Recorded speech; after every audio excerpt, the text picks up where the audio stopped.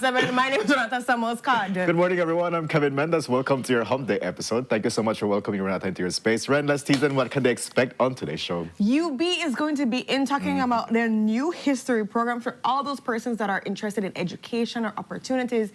This is a conversation for you. But what else do we have up our sleeve? What else do we have? For people that are looking forward to this weekend's Ruta Maya, we're here to talk about double head cabbage and what they have planned for that stuff. You know they're going to have the village food, some great party, but we're going to find out what else. Yes, village wine. The village wine, babe. The fire hot rice and beans. I wish they would bring samples just to make sure we know that they know what we know, what everyone should know. I agree. I believe so. 100%. 100%. Yes. But definitely, guys, all that and so much more is a jam-packed show with excitement galore. But you know how this works.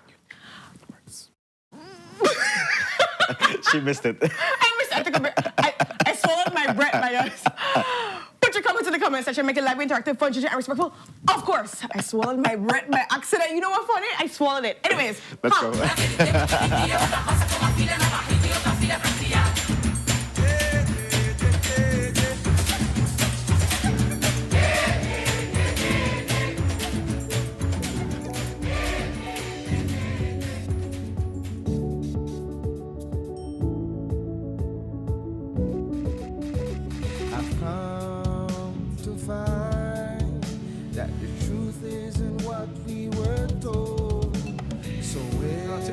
Sunup. Seek the answer that's worth looking for today. And we're going to be talking about the hot shush that has been happening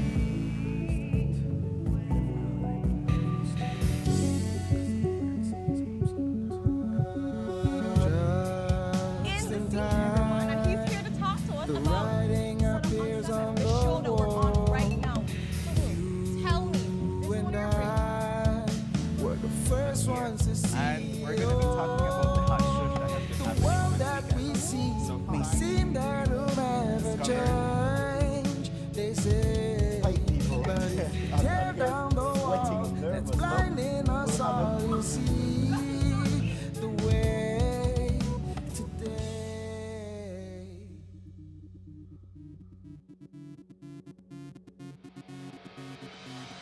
A place to call your home, a place where you can grow. Stand by me and we'll take flight. We'll be there at morning's light. I've got you covered on all concerns we share today. You'll discover how the world turns each day when the sun comes up. Muy buenos dias, beautiful Sunup on 7 family. Welcome to your Wednesday episode. It's March 4th. I want to say thank you so much for welcoming Renata into your space. If you're watching via Facebook, YouTube, or cable TV, we're very excited about sharing this time with you. Before we get into all the goodness of today's episode, let's bring in the weather, and that's courtesy of the Belize Met Service. Good morning, Belize. A moderate and somewhat moist east-northeasterly airflow prevails. The 24-hour forecast for Belize and her coastal waters calls for sunny skies today with cloudy spells. Showers will be generally isolated today, except for a few more over the south and central inland areas during the morning hours. Tonight, the skies will be partly cloudy, becoming cloudy at times. Showers will be isolated, except for a few more along the coast and over the south. High temperatures today will range from 85 along the coast to 90 inland and 80 over the mountains. Low temperatures will be 78 degrees Fahrenheit along coastal areas, 68 over inland, and 62 in the higher elevations. The winds will blow from the east to northeast at 10 to 15 knots, and the sea state will be light sharp. A high tide will occur at 10:39 this morning, a low at 5 p.m., and then a high at 2 minutes past 11 and a low at 5:18 a.m. The sun will rise at 8 minutes past 6 this morning and set at 6 p.m. The moon set this morning at 6:48 a.m. and will rise at 7:15 tonight. The outlook for Thursday and Thursday night is for cloudy skies at times. Showers will be generally isolated with a chance for a few more showers to develop along the coast and over the south. In the sargassum forecast, surface and satellite data continue to show sargassum increasing over the area. As a result, more mats are expected to drift ashore during the next few days, producing moderate impacts. And in the fire forecast, the risk for forest and brush fire will be moderate for the next 24 hours. And that concludes your morning forecast that was prepared here at the National Meteorological Service. And that is our weather. That's our weather, and we're vibing in blue today. Ooh, we are. We are. Look at Blue is us. the color of the day. I'm blue, bada bida ba boo, bada bida ba boo, bada bida ba boo. Okay, you know what we need to start doing?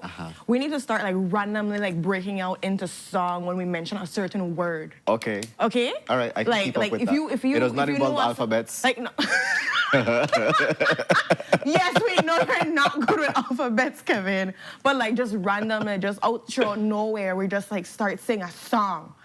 It's gonna be good. I like it. All right. Okay, that's my Very good, very good. All right, let's do it. Let's do a check-in today. How is your energy level? 1 to 10? 1 to 10, I'm on like a 16.5. Like I'm like it's- ready and you are not excited. following the instructions. I said 1 I to don't care 10. about the instructions, Kevin. You can't I'm say- dashing out the instructions. 16 is not an option. 16 is an option. I made it up just now, okay? I don't follow instructions. I live in my own code. Pop, pop, pop. And how are you feeling, babe? Barber did what he had to do. Yeah?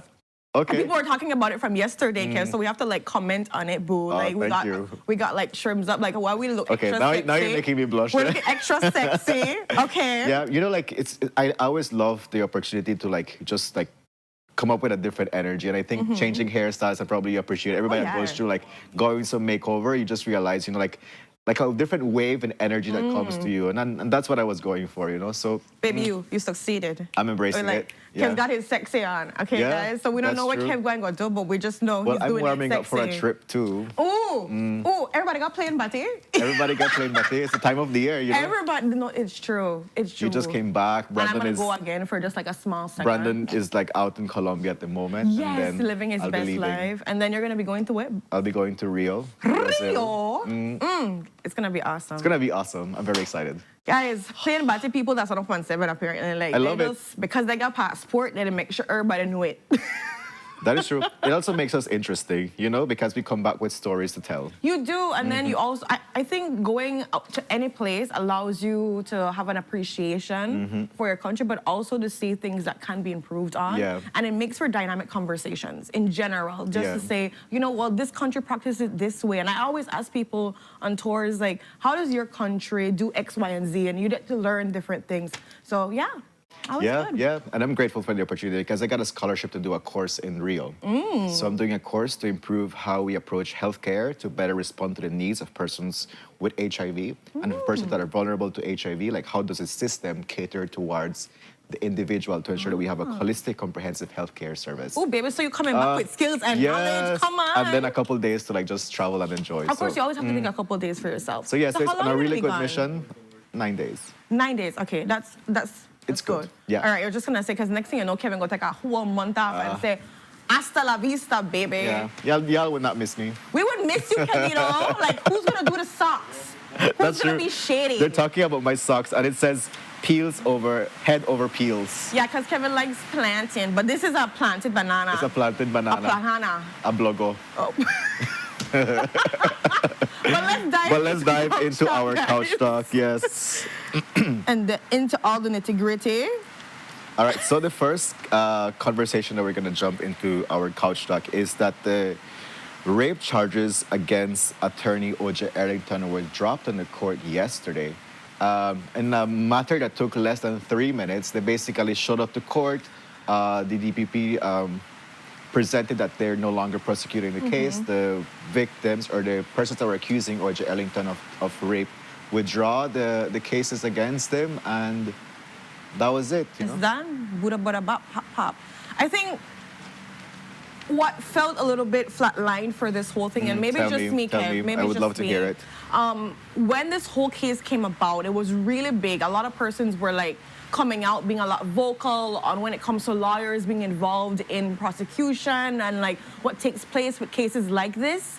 And so it was something where people had a lot of different speculations, a lot of different comments on. And also when the DPP had presented to a certain extent, it did showcase that, you know, this was gonna go somewhere to a certain way. Like we thought that it wasn't just gonna fall so flat so quick in, like you said, less than 3 minutes and boop, pop, pop, we're done. So I think for many people that I was speaking to about it, they were like, what happened? Like, I think it just kind of raised those questions of like what happened, where we thought this was gonna go longer than it did. Some things are maybe gonna be revealed more. Maybe it wasn't gonna be like fully executed the way how people wanted or whatever along that line. But they just thought that it was gonna be drawn out a little bit longer. Yeah, I mean, the matter took like 2 years, right? From January 2024, when he was accused by 2 females of charge of rape following an incident that occurred at Thirsty's nightclub here in Belize City. It took its while. What was an interesting question that was posed to O.J. Ellington yesterday was if his attorney's request to have the victim testify in open court would have been like intimidating and could have been a contributing factor as to like why they decided to pull off the case. And it's possible, yeah. He said that he does not believe that that was the situation in that case. He says, as a matter of fact, their attorney should have prepared the persons that are the complainants to prepare themselves to, like, if they need to go in open court to like testify, right? So he's like, he does not believe that that had anything to do with the cases being withdrawn. My thing here is always goes back to the persons that made the complaints. You know, the fact that they decided to withdraw the case does not take away that maybe this really happened to them. And I am not saying maybe because I'm like doubting them, but it's just, you know, like things tend to happen at court, you know, and the matter was presented there and it was not like followed through. So, but I hope that at the end of the day, they're getting the necessary support to be able to navigate this. And I want to just like touch base on Michelle because she has a lot of experience with things like this too. She made mention like, I feel like from the time how the attorney asked for the open court, the victims got scared. Keeping in mind they've been living this daily. This is a major factor for me. And a lot of people can connect with what you're saying, Michelle. Just the idea of that open court aspect. I know that it wasn't fully decided yet if it would be taken to it, because when it was approached, the attorneys on OJ's side, they were saying like, you know what, we don't want to hear as yet what's happening when it comes to open court. But just the idea that this could possibly have been done could have brought a lot of fear, as Michelle is mentioning, for persons to have like your business out there, people see you, for you to like regurgitate all of that pain, live that over, whatever it is along that line. So there are several factors that you can look into this matter. But we know that at this point, it has been dropped. It has been withdrawn, that, you know, there is a possibility that it can still be brought up back, but I don't see it possibly taking place. Because also, we look at the DPP, and there's only so much she can do and her office can do, you know, when you don't have certain things in place, because they operate on an evidence basis on what is presented for them. And if everything is not presented that has a strong case, obviously she can't bring a case for it that's not going to be able to be brought properly. That is true. So, you know, we can't blame their office in any kind of way, shape, or form, because you can't try a case that's nothing for you to properly try, right? So, and we don't know all the factors, obviously, but obviously there were not enough factors to help bring you to the front properly and be able to carry this out. Yeah. So, Ren, let's move on to our next culture shock topic. And so, Mr. Elude Miller, he is re-elected as a deputy mayor of Belize City. So it was a unanimous vote from his colleagues at the Belize City Council that decided to like give him another opportunity to be deputy mayor. So we want to send him our congratulations for his re-election as deputy mayor of Belize City. As how we shared, he is the youngest deputy mayor that 29 Belize years old has ever had the chance to experience. And he is definitely grateful for the opportunity that his colleagues are giving him, but also for the opportunity for him to continue contributing to Belize City. I want to just echo something from Elude that I think is super important to be mindful of, that he mentioned in, you know, his explanation of what this means for him and how the council have been operating, that he's and he and Johnny just come in that sense, where he's been operating with the council for about 7 years. And so he has a wealth of experience that he was first, in the back burner, working and operating in operations and so forth. Later on, brought in counselor, and so I just also want to make mention for young people, because it's really important for representation, but also to understand that there is a process at times to get to certain positions where you have to work in the background. Sometimes you have to do certain, like homework, research, whatever it is to get into certain positions. So it's a good representation for 29-year-olds, for people in their 20s to see that, you know what, you can get involved in politics. Would you say like an interesting factor here that makes his case a little stand out is that the mayor is his father-in-law? And that is what some persons have been saying too. And I can't say no towards that, because whatever is in public interest, you can be able to say, hey, is it possible that he got a nicer foot into the door because of his family relations, his connections? And I wouldn't discredit any person for saying that and drawing that conclusion, because that is a fact presented there where people wonder, like, does that add to your experience? Does that add to the ability to be able to go in and maybe your endorsements and all these different things? It gives like privilege for like access to opportunities. Exactly. Access to information, whatever it is. It can add to that situation completely. What I also think is important, and some colleagues had brought this up, and I believe also Channel 7 reported on it too, is the idea that the mayor has made mention that this would be his last term. So him being deputy, does this mean that at that point where the mayor does step down, will he step up to run for mayor? And would that mean... And we know like municipal elections is coming up next year, so... So I'm just looking at also that aspect of being probably one of the youngest mayors we've ever had. I think it'd be the youngest mayor if he would be able to be elected, and how that would look, what that would mean, all these different aspects of how the trajectory could be. So, a lot of things to look at when it comes to it, a lot of different dynamics and factors.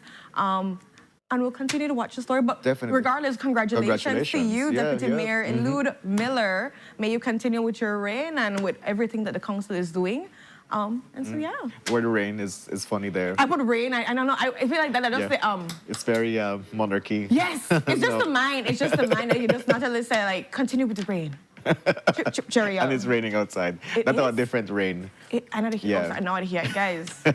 but definitely we'll stay tuned to like how he continues to like manifest his role as deputy mayor of Belize City. You know that he's been very active in community events, supporting with whatever's taking place within the municipality. So it's good to see him out there, keeping like hands-on with community. And I think that's a very, very important thing to do. Most definitely.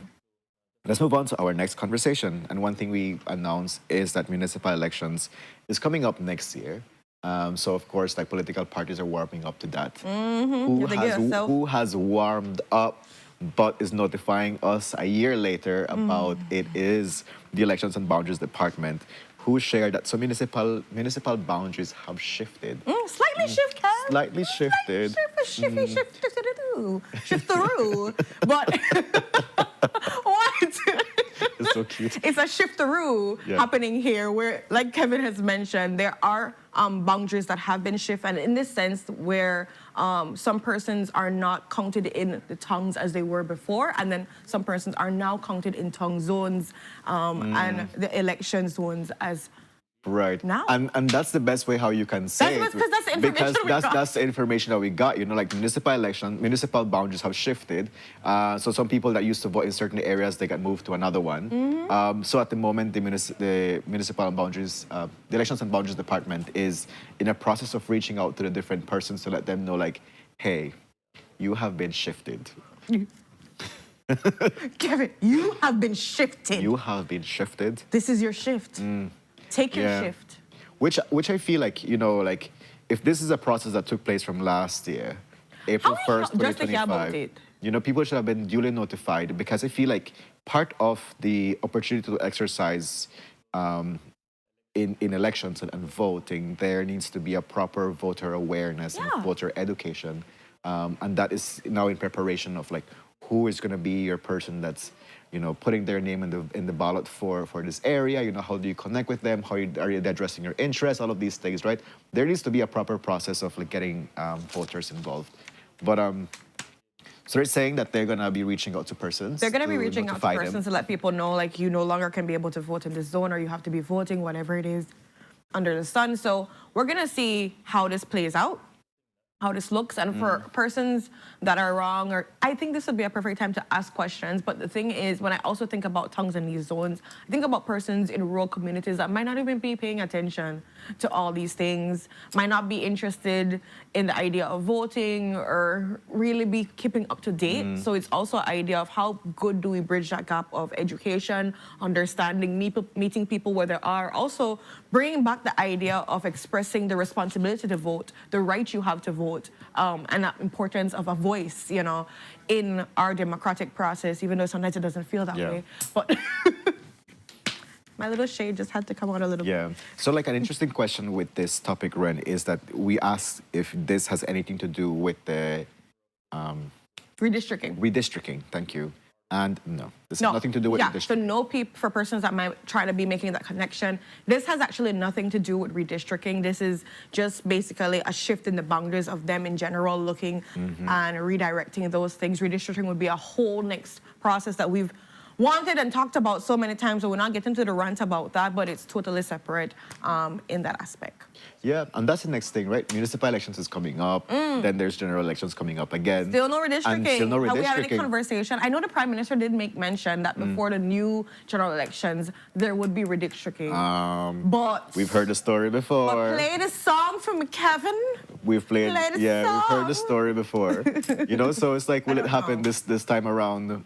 We'll see. We'll You see know, what at the end of the happens. day, redistricting is very important because they have people the opportunity to like be properly represented and have like a better access at opportunities that come from being, you know, like in a more, I guess, like representative number of people per You need the proper constituency. ratio for proper a ratio, minister. that's You also what think it is. about the Yeah. minister or the representative in that time or that area, that how much power they have over persons, where they understand that you have so many people that are at your beck and call really and want opportunities, want answers, want support, whatever it be, jobs, education, infrastructure, whatever it is.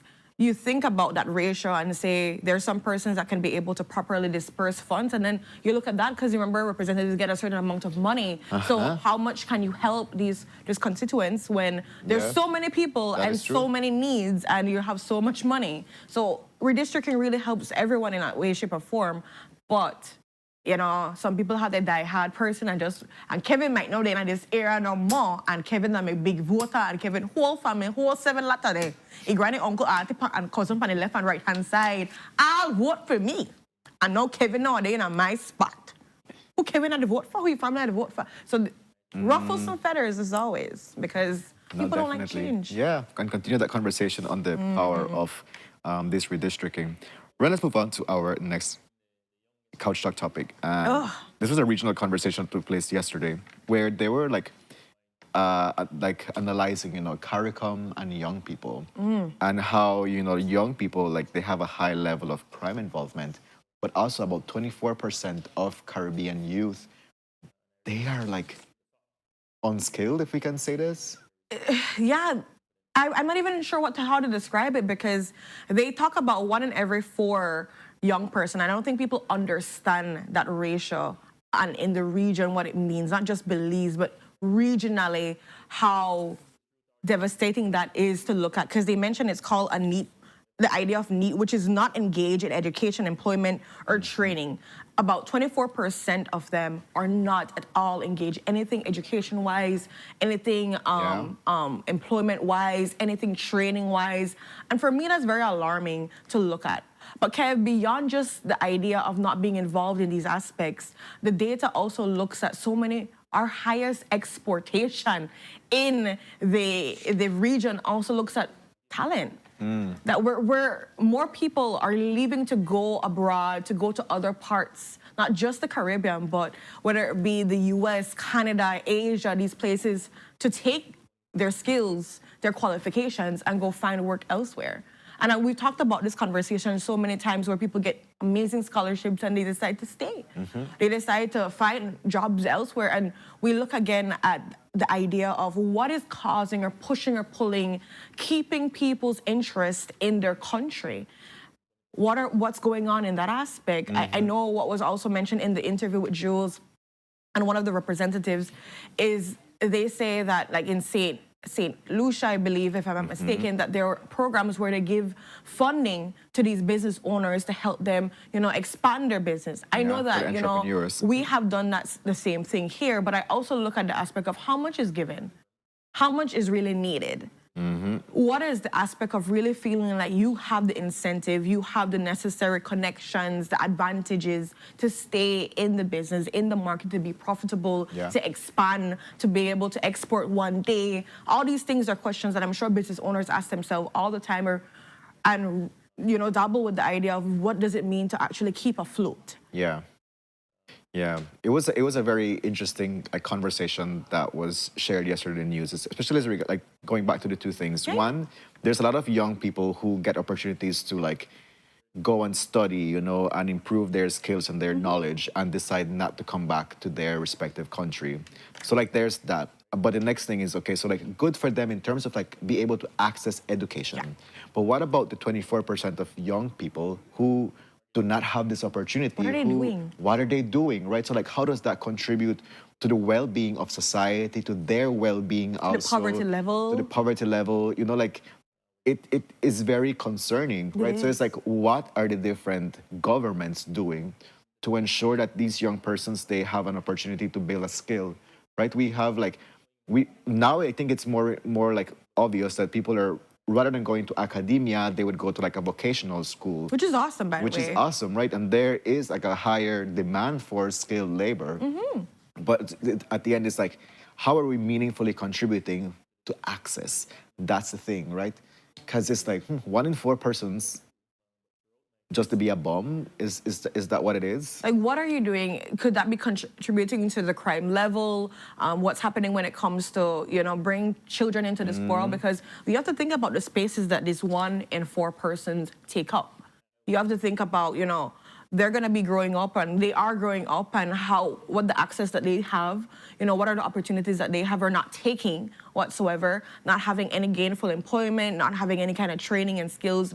Maybe we don't even know when it comes to literacy level, what that is and how disadvantaged they are when it comes to being, a part of the workplace and being able to go and do any kind of labor whatsoever because not having the skills. We don't know on the level it is, we just know the percentage regionally. And I think there's so much more questions when it comes to data that you want to understand how to say, what is the big needs and how are governments, like you mentioned before, bridging that gap, understanding how can I meet them? Why don't they want to know knowledge, or why haven't they been able to given the opportunity to know any kind of gainful employment or knowledge or skills or training? What's going on? Yeah, for me, like it really is concerning, because when I think about national development, you require persons that are able to like critically think, of like, where am I in the situation? How can I, engage with like politicians and leaders to like, meaningfully like see like how can you contribute to the development of this country and all of these things, right? So if there's a population which is the future of your country, 1 in 4 persons not being able to like have the proper education to think, to have the knowledge to like, look beyond, what's happening in their neighborhood, it's like, what does that mean for the future of those countries? What does that mean for the future of Belize, if we were to like think about it? Like that's a like a figure here that we think about, right? So like, a lot of are people just gonna be like still kept stuck, complacent, like okay with how the system is going and all of these things? Because you also think about the position that they're in and how they need resources, and it's up to the government and the state. We're going to be providing those resources in some way, shape, or form, whether it be pantry, whether it be feeding programs. I'm not sure exactly what it can look like, but there's this percentage. How are we meeting that gap? What's happening, and what are the factors that prevent people from getting access and opportunities, and why don't they want what's happening? And I think it's just a lot of questions, and I'm hoping that, we can be able to look into it and see, so we can have a better working economy, especially for our young people, for our people in general. Yeah, because if like how they like tie it to like being like unskilled, like allows young people to be involved in high crime. If we look human at trafficking. Human trafficking. If we look at national data, for instance, in health, we realize that the number of like HIV infections is mostly affecting young persons, like 19 to 24 years Mm-hmm. in the Caribbean region. You know, like, and for that, you also require a level of knowledge and skills to be able to, emotional intelligence to negotiate how you go about living your sexual life. So it's like, if young people are kept in this manner where They don't know. the opportunity for you to like know, then it's a crisis. It Yeah, definitely is a it is. crisis. It's something yeah. to look at and say, as a region, what are we doing? What's happening with our young people? What are we opening them up to? Mm-hmm. What are the factors that we can work on and see benefits come from? Yeah, yes. Definitely things to look at. And again, big up to all the organizations, I would say, out there that are trying to meet the gap, are trying to find young people, Yeah, for persons sure. in general, when it comes to businesses, skills, trainings in general, just trying to make sure that you're going into the rural communities, you're meeting and you're speaking with persons and providing what they need. Big up to UNO because it's needed, as you can clearly see. We need more. We need to understand what's really wanted and how can we get there. Yeah. Let's move on to our last culture talk topic. And police department is having a hard time catching up with the BPO credit card scammers. So what I can make mention of Yeah, this go. case is that, you know, they have been able to do some interviews Right. already, but they have not been able to properly get into any like direct prosecutions and bring it up to that speed. There are issues because, of course, these are persons abroad That have made the complaints. and that have made the complaints. And so the persons abroad that have made the complaints, you know, you're dealing with time zones, you're dealing with every single thing when it comes to trying to see how I can be able to get an interview with you. You also have to think about the police reports that they made abroad, and now you have to be able to get a hold of that information and try to bring it back to Belize in that sense, and the reports that are taking place, and that takes a little bit of time. So there are a lot of gaps in this overall picture, and it's not coming true the way they, of course, would want it to come true. My question is wondering, like, if we're doing some interviews, that means do we have some level of suspects involved? I would think so. Because, like, the mere fact that we were able to know, like, some deliveries were obviously made to certain persons, you should be able to come to a conclusion and say, like, Kevin made all the chunks in the world. Exactly. And we see he got his sweet and sour pan time. One thing with Kevin, he want to get his fried rice and his sweet and sour. Period, poo, right? And so we know that Kevin could be a suspect because Kevin was one of them using the credit cards. But I also understand that there are more aspects to this. It's like not just a straight line. But I don't know. I feel like I would want more from it. I know it's a difficult case to be able to prosecute because of outside forces and trying to be that's able what to this get is a complaints. challenge. But I'm hoping that, you know, it can come true a little bit better in that sense. I'm not sure. How do you feel when it comes to this case? Because I'm just thinking about, I think about identities being stolen. I think about that too, how right? that looks for somebody. Like, you know, you did walk through your jolly good day and like your credit card to get used for this, that, and that. That is, like, that's a gives me scary situation. anxiety, Yeah. Like, I don't know. It's just, it don't sit well with me. Yeah, what does not sit well with me is the integrity of people that got involved in this scamming, right? Because it's like, you like got a job and people are trusting you with their information, and I don't know what runs through you that you say, I'm gonna make a quick come up, and for a fried chicken, Ren, like it's like, really? With a fried chicken. Really, you're gonna do all of this, like put For a your fried chicken. for a fried chicken, right? Like What, put $8? like paint your name for a fried chicken, even though they may be unaware of like the identities of who's doing this scamming, but it's like, what about your conscience? What about your integrity, right? It's like, and I also think about the BPO industry because people are gonna stop trusting that business, right? So it's like, what is the management doing to ensure now that they are What is very, being put in place? very Yeah. strict now in ensuring that there are certain things that needs to be done, like, I don't know, like verifications and all of these things. So it's like, but also it affects other people that are using their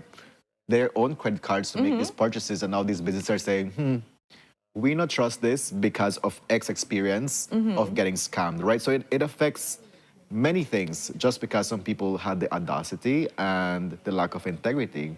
And I also want to pose a question that I remember I was speaking to a colleague about is, can we look at this, or is investigations coming to the conclusion, or could come to the conclusion, this is organized crime in the sense of not having isolated incidents, but Kevin, Brian, Denver, all of them come together and they were doing this thing together. Like, we figured how to work the system, right? So maybe we just have the charge on Kevin but the holiday in a one. So like, I'm just saying that this case can open up so many different things. I'm hoping, but I'm glad that they're moving at a time in a fashion that they can at least comb through properly, because a lot could be unraveled from it. But guys, we gotta stop our couch talk because we have segments to get into. It's a lot of excitement coming. And excitement coming. As we wrap up our couch talk, we have a birthday shout out to do. So let's cue in the photo. Let's cue in the photos. And it's happy birthday to our dear Cassie. Cassie, today is your birthday. Cassie was like, I want to come on Sunup. I know. Mr. Reese told me Cassie want to come on Sunup. I was like, girl, I wish I would wear the lead dress what she would give me. Oh my goodness, I'm Cassie, so myself. You are such a bundle of joy. So great to always have conversations with you. I love the energy that you get to share with everyone that comes in touch with you. Wish you a fantastic day, a fantastic birthday. May the year ahead be filled with love, with so much laughter, with so much joy. Yeah. You know, and surrounded by so much love. We love and appreciate Cassie for who you are and everything that you do. And we pray that this new chapter is filled with all of the excitement that you deserve, all of the love that you deserve. May you be giving it as you have given out to so many persons. Happy blessed birthday from Sunup. Keep watching. Yeah. We're going to keep loving you. Keep joining us every day. Yes. So happy blessed birthday, Cassie. Yeah. And now it's our sunrise. Okay. Let's see the sunrise. It's a good one. It's a good one. It's a good one. Yeah. All of them are good, but this is All of good, them are good. I agree. These are good. Ooh. Okay. Yeah, I know. I hope they parked. Kevin, wow. How did we get there? I hope they're parked though, but you know, it looks like they're kind of moving.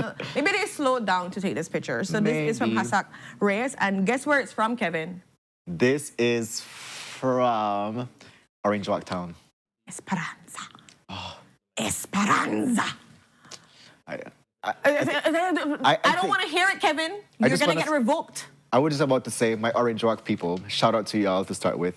Please send us a sunrise from Orange Walk We're trying to baba now when we have not seen a sunrise from Orange Walk Town, have we?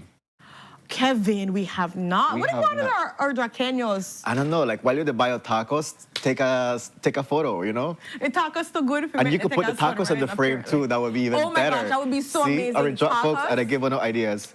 Please.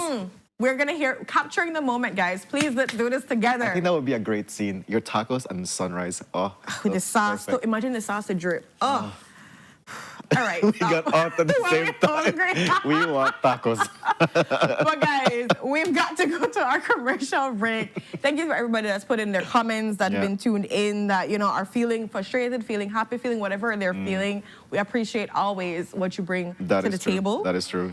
I want to do a quick shout out to my aunt Nancy Mendez that's joining from San Antonio, Rio Hondo. Buenos dias, tia. Thank you so much for joining us. But yeah, first commercial break. Yeah, and we'll be right back. Yes.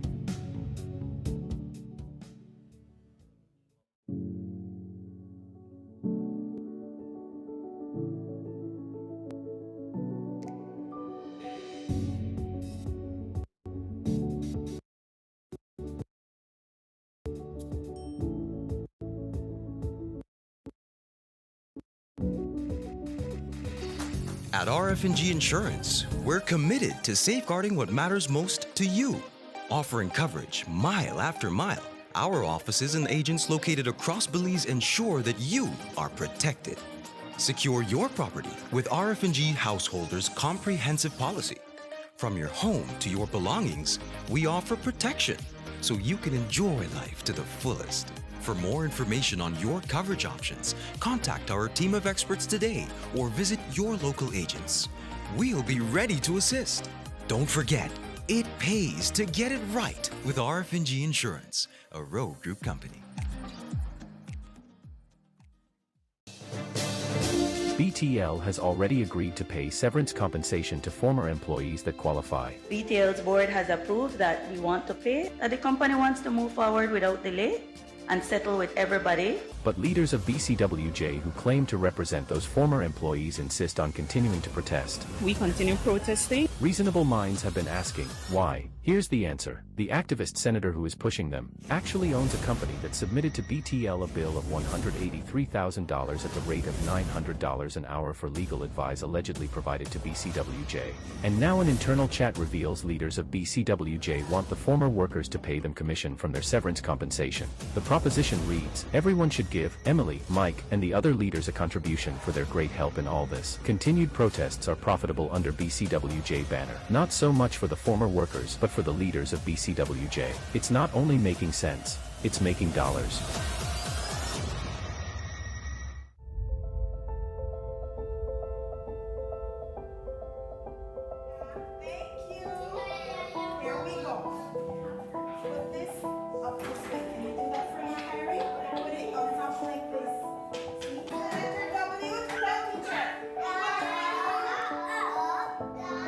We have seen developmental changes in him. We have seen social cues that have popped up, and the amount of attention that he now gives to social interactions. The experience that he has had here is remarkable.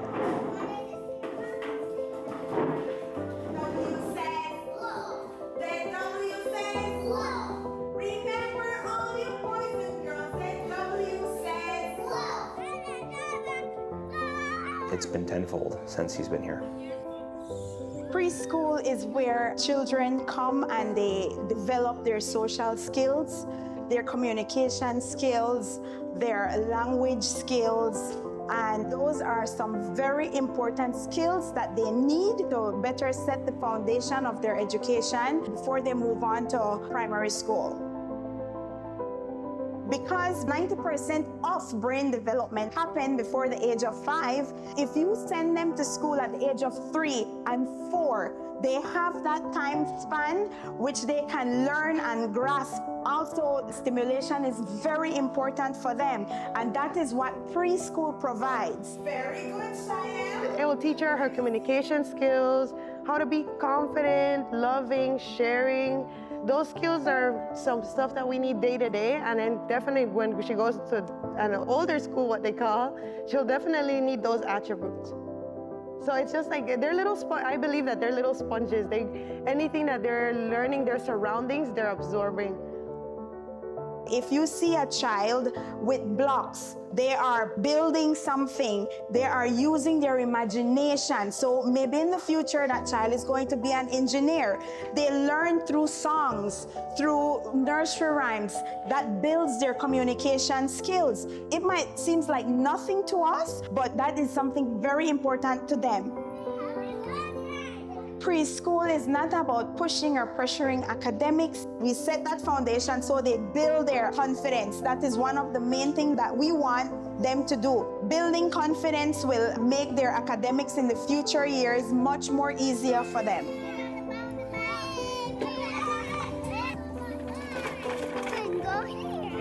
We are so grateful that our son is well looked after. We feel safe, secure, and the milestones that our son has met since arriving here has been beyond our expectations. And we are so much looking forward to where Alex will be in a year to come, thanks to this place.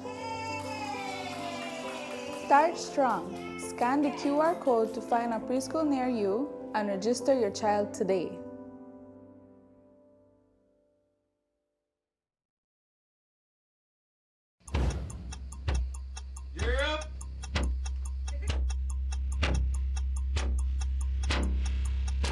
These charter means aren't We're navigating along the coast. This morning, the 2023. Good evening. Good evening. I'm Cherie Kelso, and here's what's ahead for you on 7 News tonight. We've got details of these and other stories in our newscast for tonight. Good evening. With your news, I'm Indra Craft. Belize, you're watching the Nation Station, Channel 7.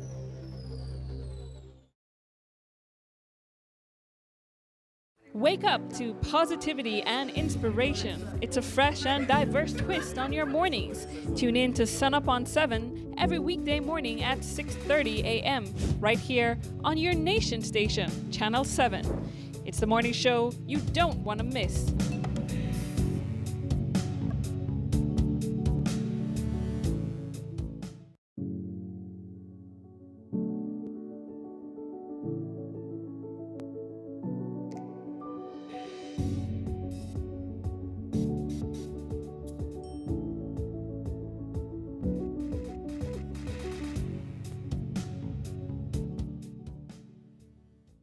Muy buenos dias, beautiful Sunup on 7 family. Welcome back to your Wednesday episode. Thank you so much for making some company to Renata and I, and we were so grateful to be sharing the space with you. If you miss any of our conversations, you can always go back and watch our Facebook recorded live to know who our guests and what conversations to bring forward to the show. And of course, I extend an invitation for you to follow our Facebook and Instagram pages, again, to know who our guests and what greatness they bring to Sunup on 7. Move on to our first conversation, and we have John Marston joining us on our couch. John, good morning. You have a full weekend ahead planned, and it's going to be a very exciting one.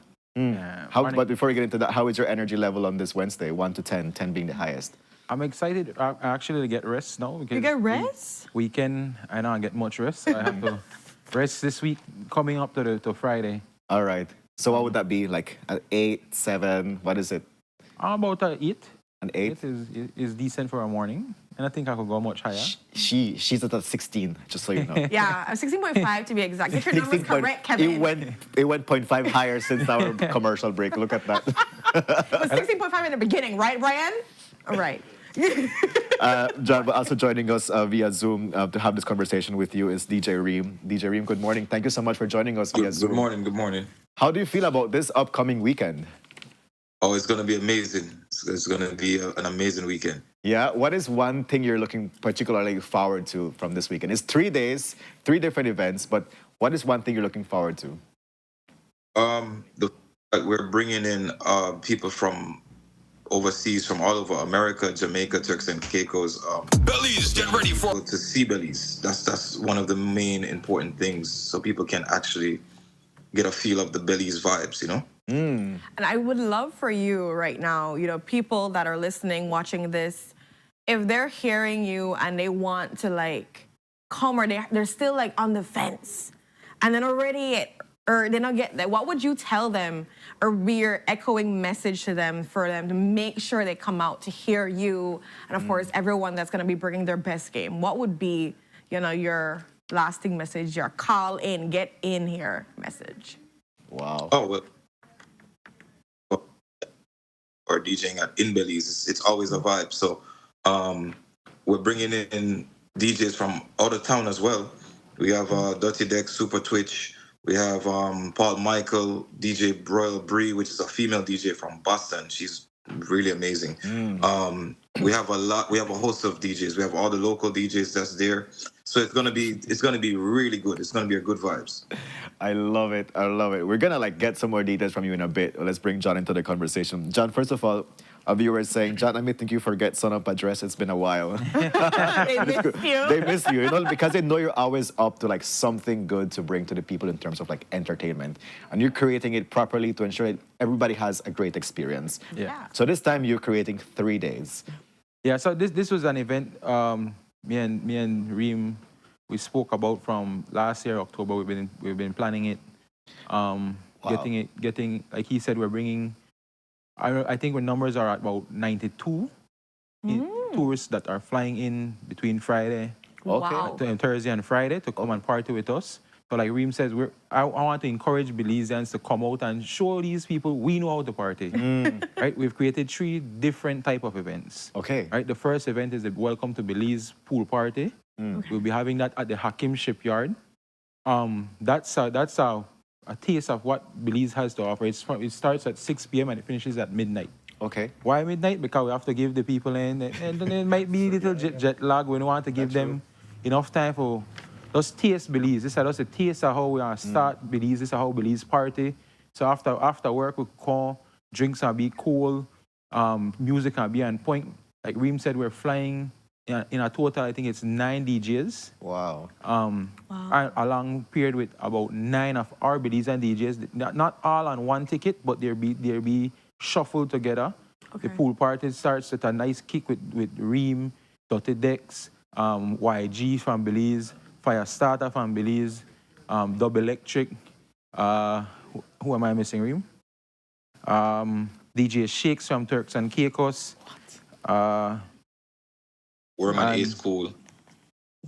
Yeah, and you know, From Miami. From Miami, you know, so Belize, get ready for a weekend of. It's an awesome thing to say, you know, like we don't use the one set of DJs in Belize. Not saying that they're not great, but it's a one style of play.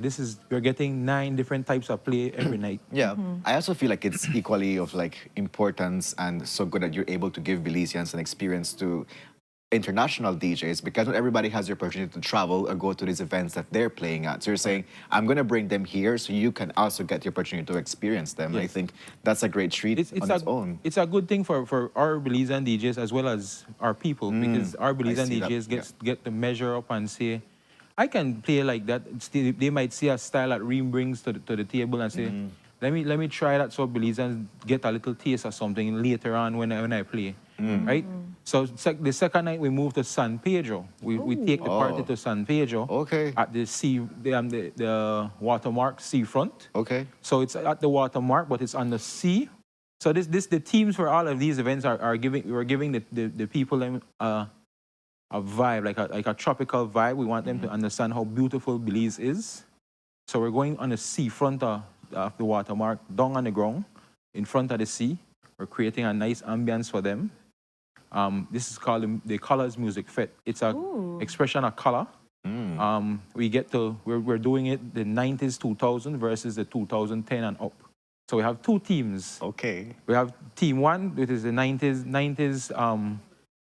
2000 era. Meaning, you know, the good old rockers, the good old. Yeah, sounds like my era.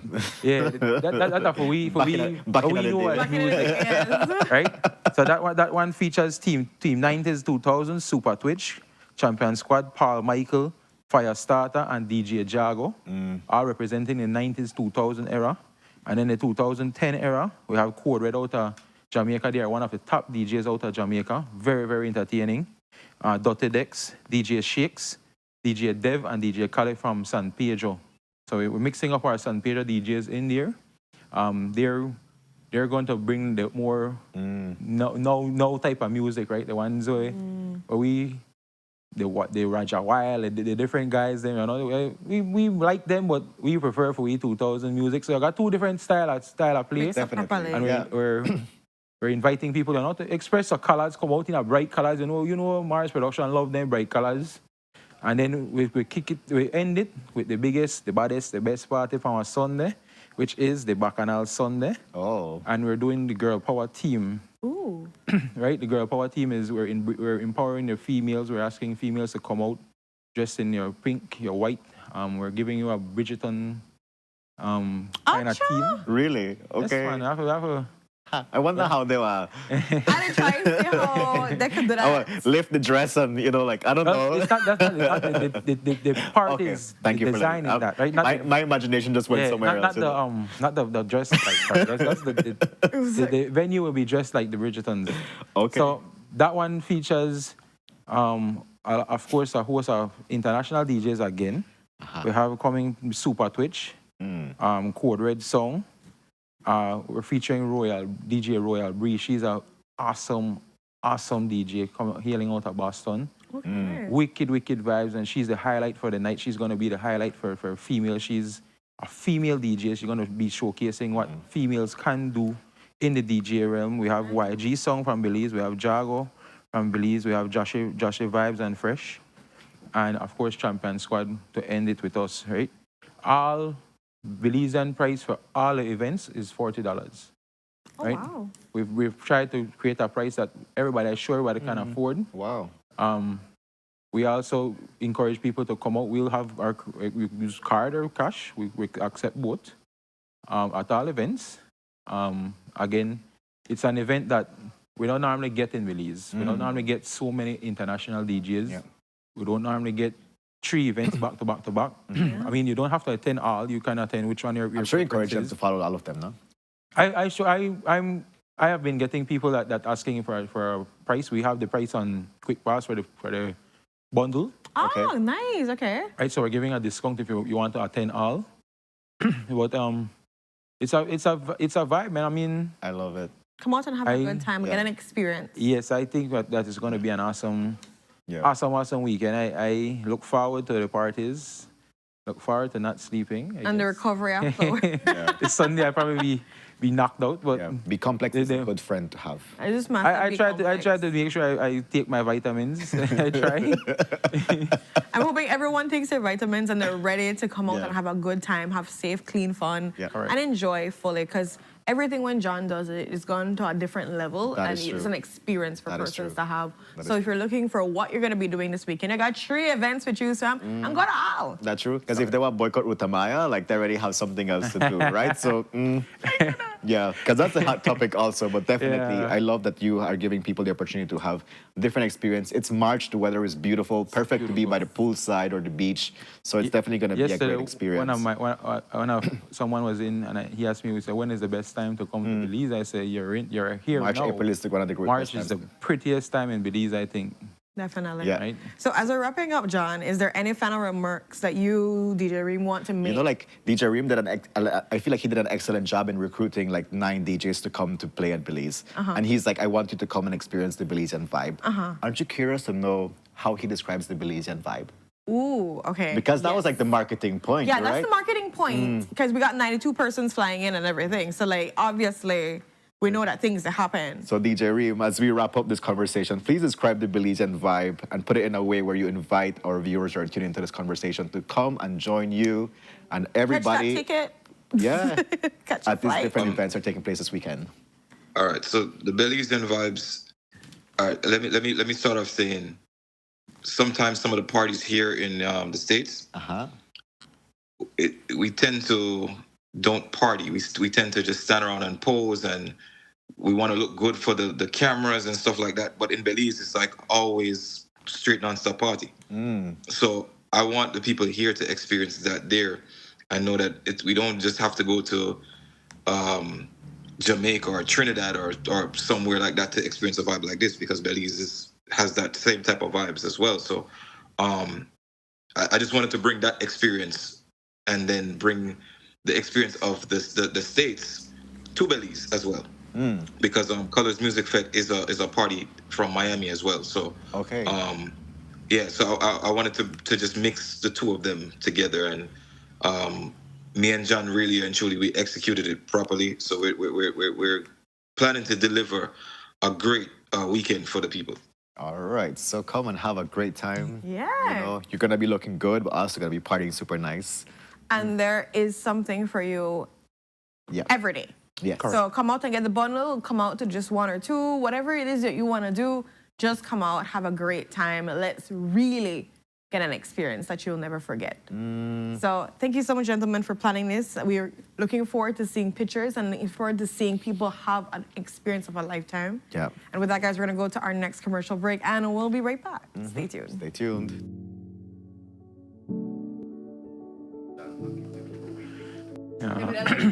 John the boy. No, man. I was here when I was here.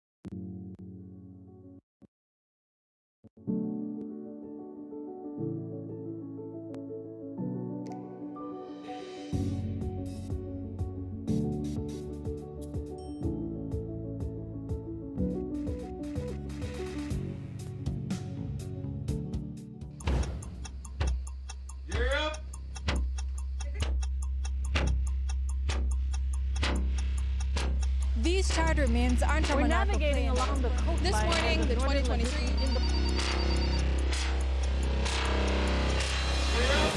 Good evening. Good evening. I'm Cherie Culsel, and here's what's ahead for you on 7 News Tonight. We've got details of these and other stories in our newscast for tonight. Good evening. With your news, I'm Endure Craft. Belize, you're watching the Nation Station, Channel 7.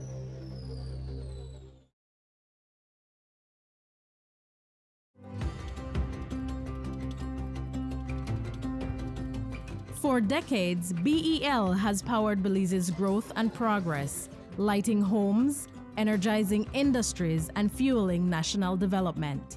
But in a world reshaped by extreme weather patterns, digital transformation, and evolving customer needs, the future of energy demands a new approach. The future of energy is now, and it's not just about new technology, it's about people and how we use, manage, and store power smarter. BEL is leading the transformation, blending modern advancements with the wisdom of sustainable energy practices. Integrating technologies will redefine how Belize produces and uses energy. With distributed generation and smart grid technologies, customers are becoming power partners. Energy is no longer a one-way street. BEL is making key investments that will reinforce the grid to make this a reality, ensuring energy security for generations. At BEL, we are more than an energy provider. We work to safeguard Belize's energy future, which will have demand response programs, where customers will be able to shift use during peak hours to take advantage of the new time of use or off-peak rate structures, customer energy portals, real-time insights and tools to track usage and manage energy smarter, smart metering, advanced metering infrastructure, faster, safer service and actionable energy insights, distributed generation, integrating rooftop solar, microgrids and battery storage for two-way power flows into the national grid. Together, we are bringing you a brighter tomorrow. Hola, soy el Dr. Rosado, pediatra. Hoy quiero hablar con los padres sobre rotavirus y cómo podemos proteger a nuestros hijos. El rotavirus es un virus que causa diarrea severa y vómitos, especialmente en niños pequeños. Esto puede provocar deshidratación grave y requerir hasta hospitalización si no se trata a tiempo. La buena noticia es que diarrea por rotavirus se puede prevenir con vacunas. La vacuna es segura, efectiva y ahora está disponible en su centro de salud más cercana. Se administra en gotas por vía oral a los 2, 4 y 6 meses de edad.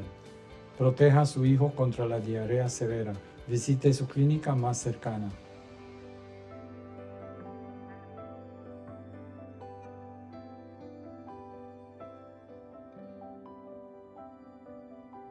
Welcome to the V Department Store.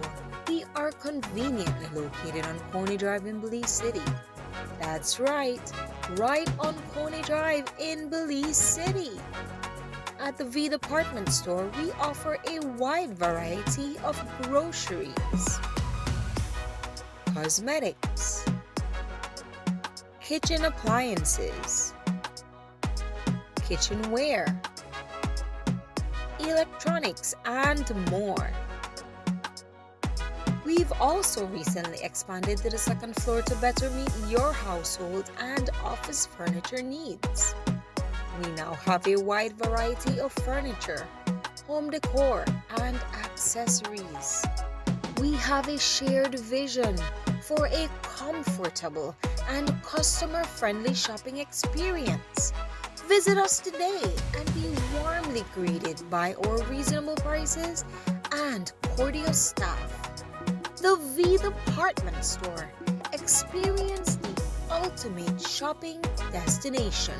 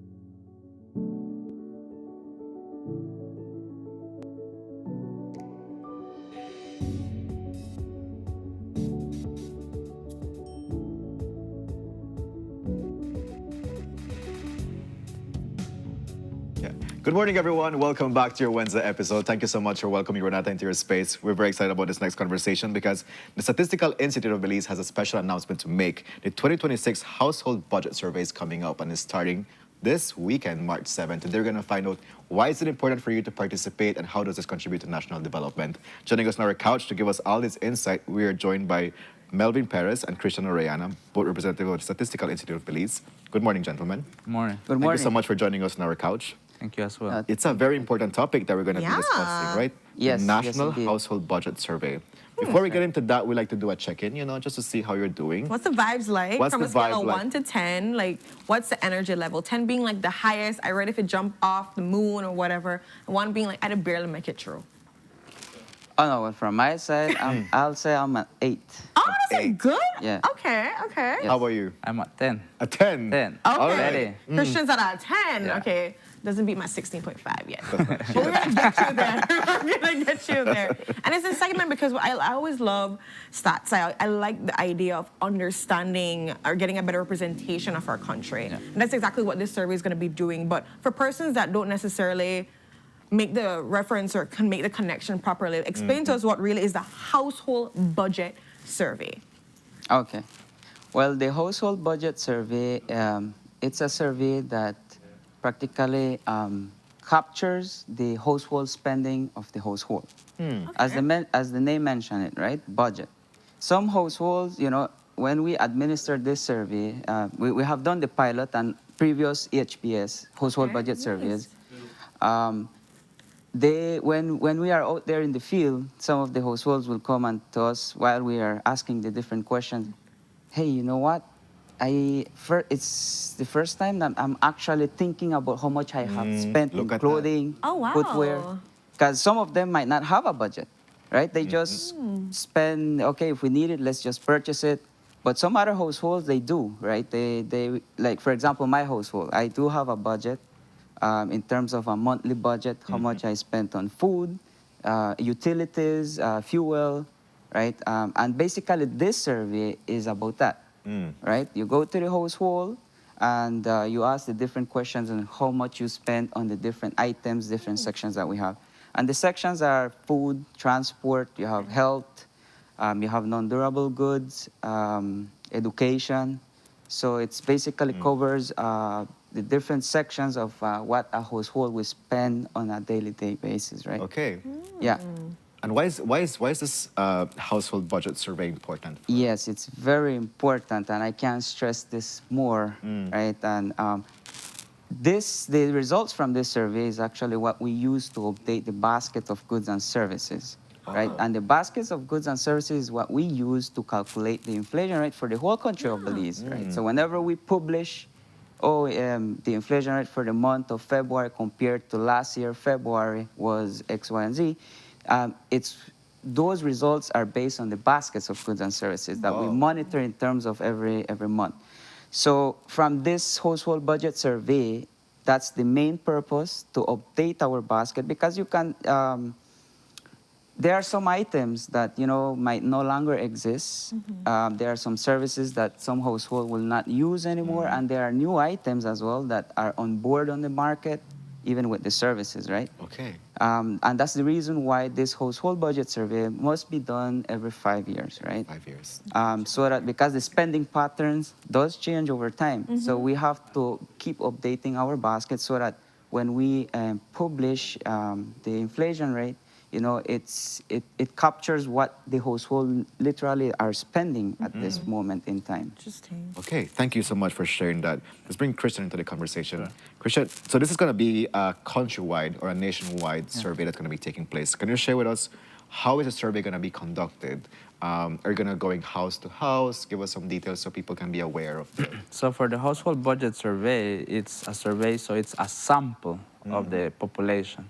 So we are sampling 3,040 households nationwide. Okay. So the 3,040 households will be distributed across all districts. Okay.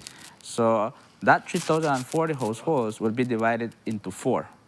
Why 4? Because we will be out in the field at 4 different times of the year, so that we are able to capture seasonality. Oh, okay. So, for example, will be in March, this Saturday, we're starting data collection for 4 to 5 weeks, and then we'll be back again in June, in September, and December, so that we can capture what the household is spending back to school, during Christmas. Nice. So that is how we are going to do it. I like that. I like the fact that, it has that expansion so people, because I'm sure what you're going to be spending in March is not what you're spending in December at all. People have, it's going to be very different in that aspect. Yeah.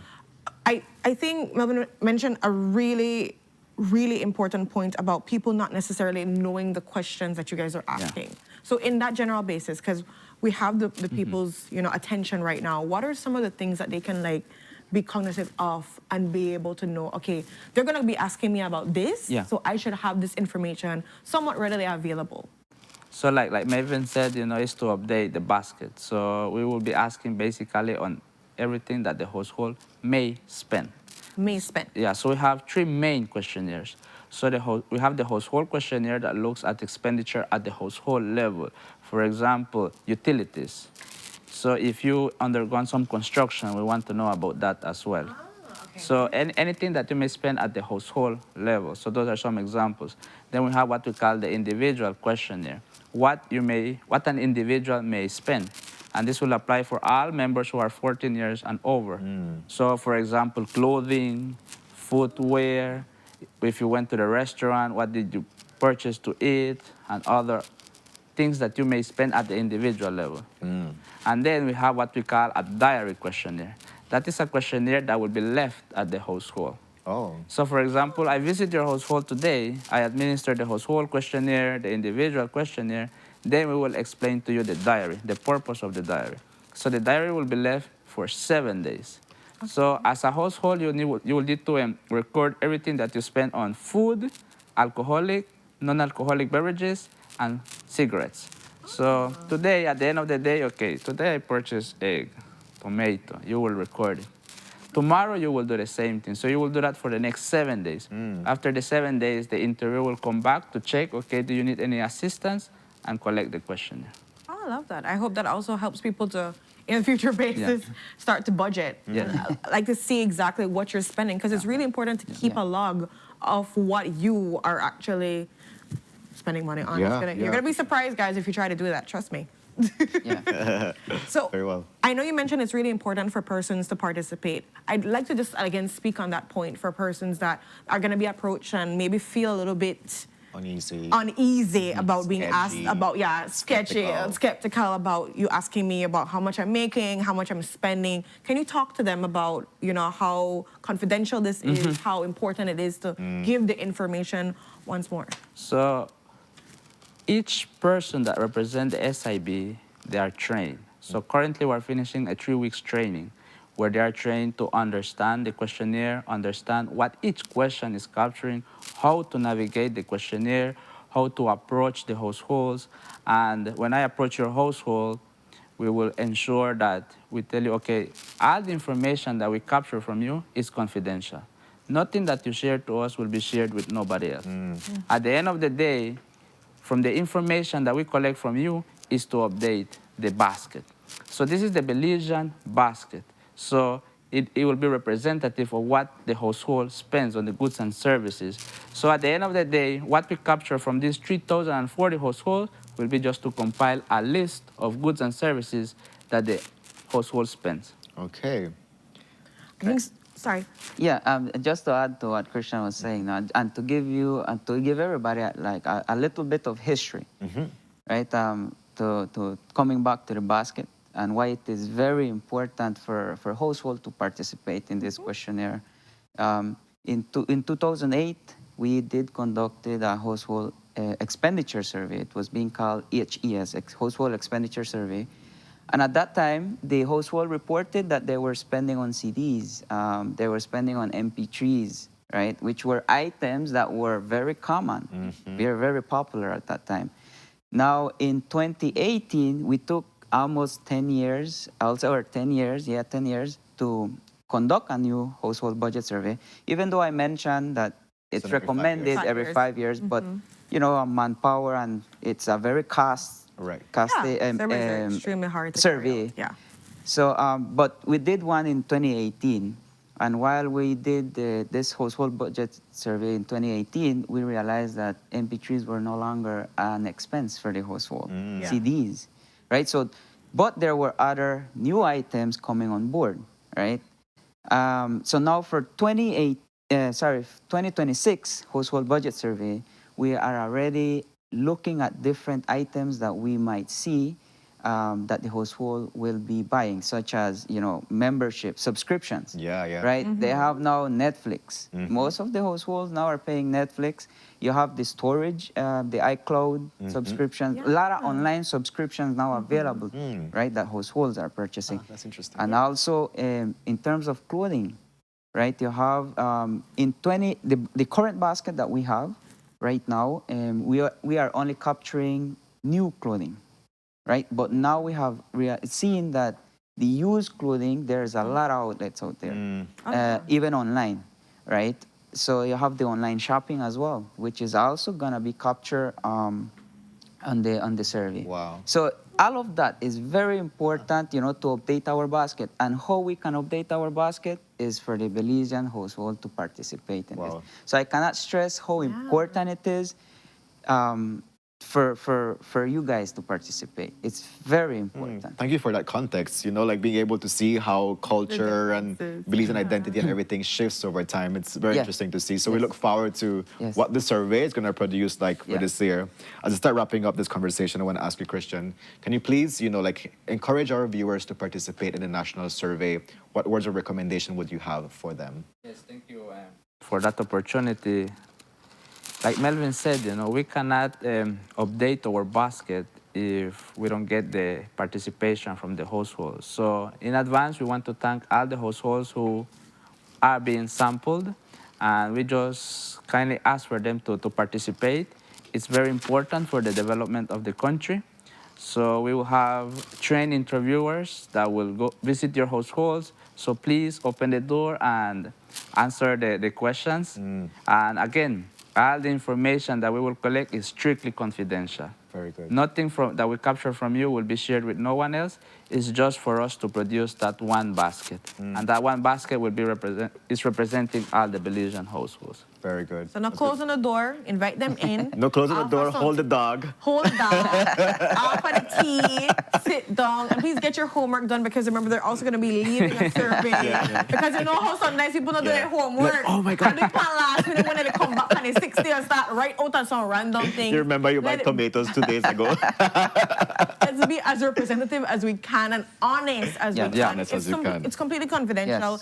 Trained individuals, professional individuals are carrying out this survey, guys. So please don't feel, uneasy about it. And give the information, because it's going to benefit us as a country, as a nation, to know where we stand and make sure we can make better policy decisions and move forward. We wish you and your team all the best conducting this survey, and we look forward to what's going to be the outcome of it. Thank you. you. Come back when you have some stats ready to share with us. We'd absolutely love to see those. And with that, guys, we're going to go to our next commercial break, and we'll be right back. Stay tuned.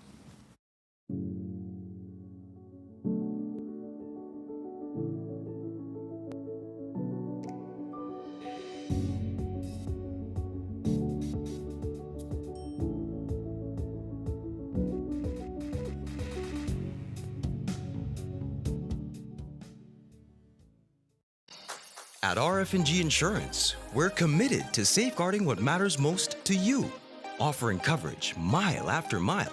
Our offices and agents located across Belize ensure that you are protected. Secure your property with RF&G Householders Comprehensive Policy. From your home to your belongings, we offer protection so you can enjoy life to the fullest. For more information on your coverage options, contact our team of experts today or visit your local agents. We'll be ready to assist. Don't forget, it pays to get it right with RF&G Insurance, a Rowe Group company. BTL has already agreed to pay severance compensation to former employees that qualify. BTL's board has approved that we want to pay, that the company wants to move forward without delay and settle with everybody But leaders of BCWJ who claim to represent those former employees insist on continuing to protest. We continue protesting. Reasonable minds have been asking, why? Here's the answer. The activist senator who is pushing them actually owns a company that submitted to BTL a bill of $183,000 at the rate of $900 an hour for legal advice allegedly provided to BCWJ. And now an internal chat reveals leaders of BCWJ want the former workers to pay them commission from their severance compensation. The proposition reads, everyone should give Emily, Mike, and the other leaders a contribution for their great help in all this. Continued protests are profitable under BCWJ banner. Not so much for the former workers, but for the leaders of BCWJ. It's not only making sense, it's making dollars.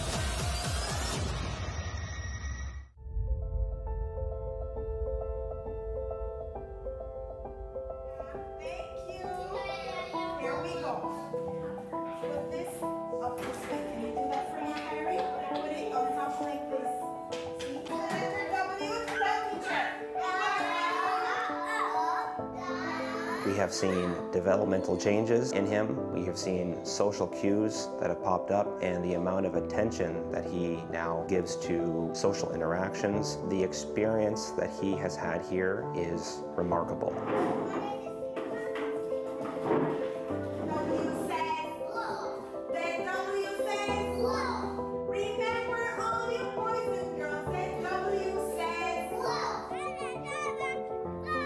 It's been tenfold since he's been here. Preschool is where children come and they develop their social skills, their communication skills, their language skills, and those are some very important skills that they need to better set the foundation of their education before they move on to primary school. Because 90% of brain development happen before the age of 5, if you send them to school at the age of 3 and 4, they have that time span which they can learn and grasp. Also, stimulation is very important for them, and that is what preschool provides. Very good, Cheyenne. It will teach her communication skills, how to be confident, loving, sharing. Those skills are some stuff that we need day to day, and then definitely when she goes to an older school, what they call, she'll definitely need those attributes. So it's just like they're little. I believe that they're little sponges. Anything that they're learning, their surroundings, they're absorbing.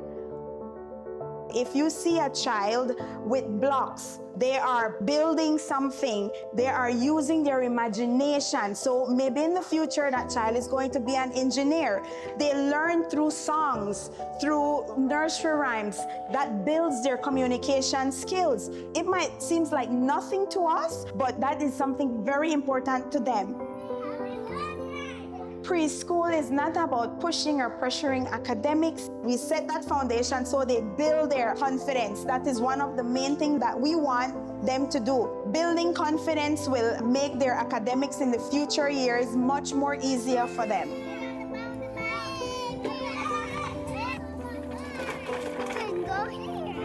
We are so grateful that our son is well looked after.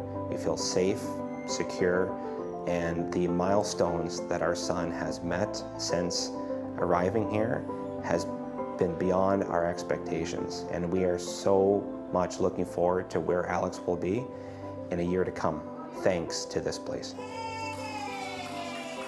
Start strong. Scan the QR code to find a preschool near you and register your child today.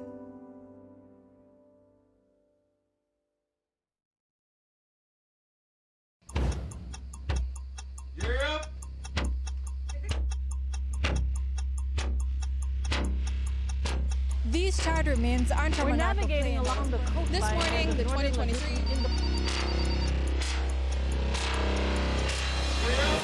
Good evening. Good evening. I'm Cherie Culsel, and here's what's ahead for you on 7 News tonight. We've got details of these and other stories in our newscast for tonight. Good evening. With your news, I'm in Durcraft. Belize, you're watching the Nation Station, Channel 7.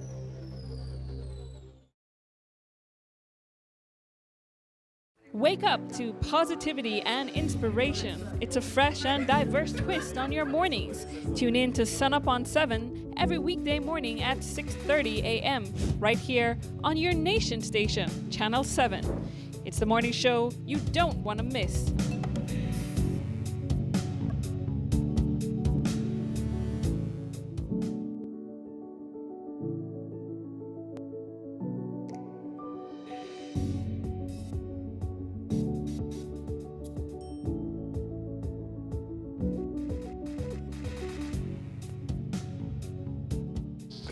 My beautiful people, welcome back to your Wednesday episode of Sun Up on 7. We jump right into our next conversation because we have Mr. Doublehead Cabbage joining us on set. I told you I would do it, Roman.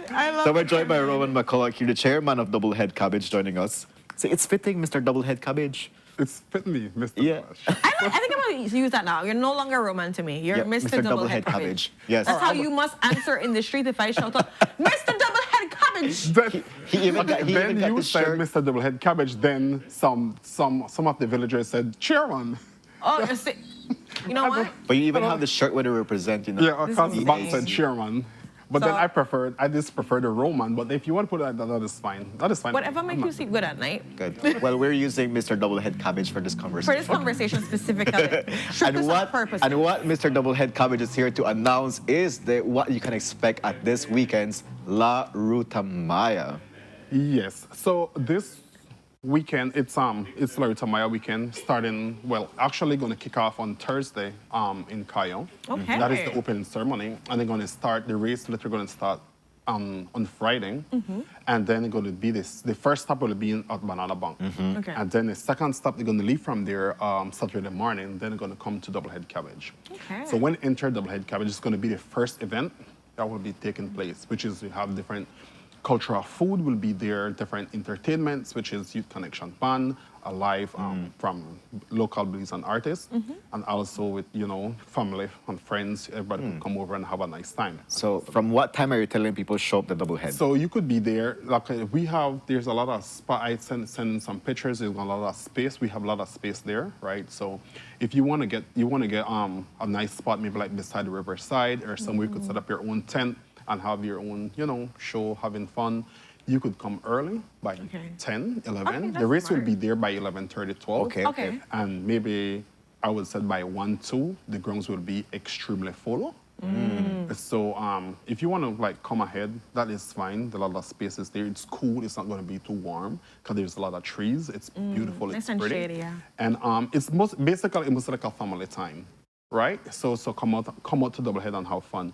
So if you want somewhere to go, looking for somewhere to go this weekend, my advice is go to Doublehead Cabbage. It's beautiful. It's nice. You're going to have fun, right?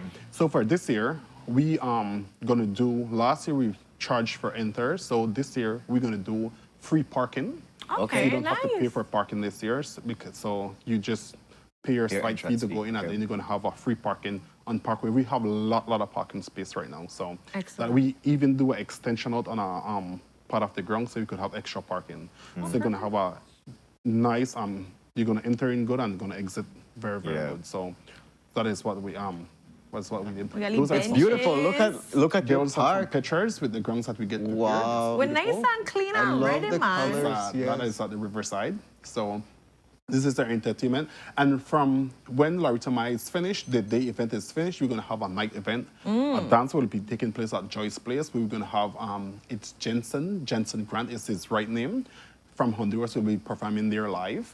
And so ticket is going right now for $20 for that. At the gate, it will be a little bit more. So if you want to get your ticket. Yeah, early bird ticket. Right. And then, so we're going to have 2 activities. One in the day, that is our event. Elder, young people could hang out and have fun at the same time. Listen to nice cultural music. Then after, in the night, kick off. As soon as the grounds is closed at 6:30, La Ruta Maya, then you're going to move forward up. You can go to the night event at Joyce Place. There's going to be a dance taking place there. And also going to be good food there as well. I was about to ask, what are you all going to be serving? What happened with the food, The food is always kicking off. Yeah. What they say? It's directly from the fire. I tell her for your hot rice and beans. Kevin, I tell you about it. Did I not tell you? Yes, I was just saying, I hope they have plantain. Well, it can't go without the plantain. It don't make Also, sense. yes. Thank you.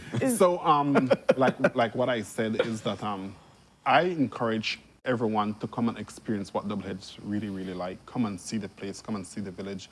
Leave Kaya, leave Orange Walk, leave wherever you are, and this take a travel, travel out a little bit. And see and I'm sure this is like one of like your big fundraisers for the year, Yes. also, right? For this, that would be my next topic, where the funds this is the reason why I asked that we would like the country to support La Ruta Maya, come to Doublehead and support, because this funds what we're gonna generate from this. We have thanks to the minister, he helped us build a new basketball court. Oh, nice. We'll be opening at the 14th.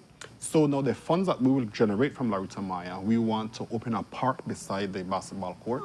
Then we want to do a renovation on the community center and painting as well. And then we want to use some more funds to invest more in the village, right? So earlier at the grounds, we had some stalls where we had our old structure on top, and he came in and spent almost $9,000 on renovate a new top. So now what we're going to do now, use these funds to create and decorate the village more beautiful. So all these funds will go direct into the village, nowhere else. I love it. Very good. So this is only where the village get income from. I love it. So you have a good rice and beans with your game meat, and you contribute to the village. Like any village wine? Well, I suppose that will be there. I'm surprised. I am surprised she's been talking only about the village wine. You know, like. I don't mean that only about. I talk about the fact. Why I bring up the fire hot rice and beans before you bring it up. No, but it's just me. like you've been on this village wine. Like, what's your favorite village wine? Since you're talking about that, and let's gonna see if Mr. Doublehead Cabbage can provide. Oh no, do the crabble?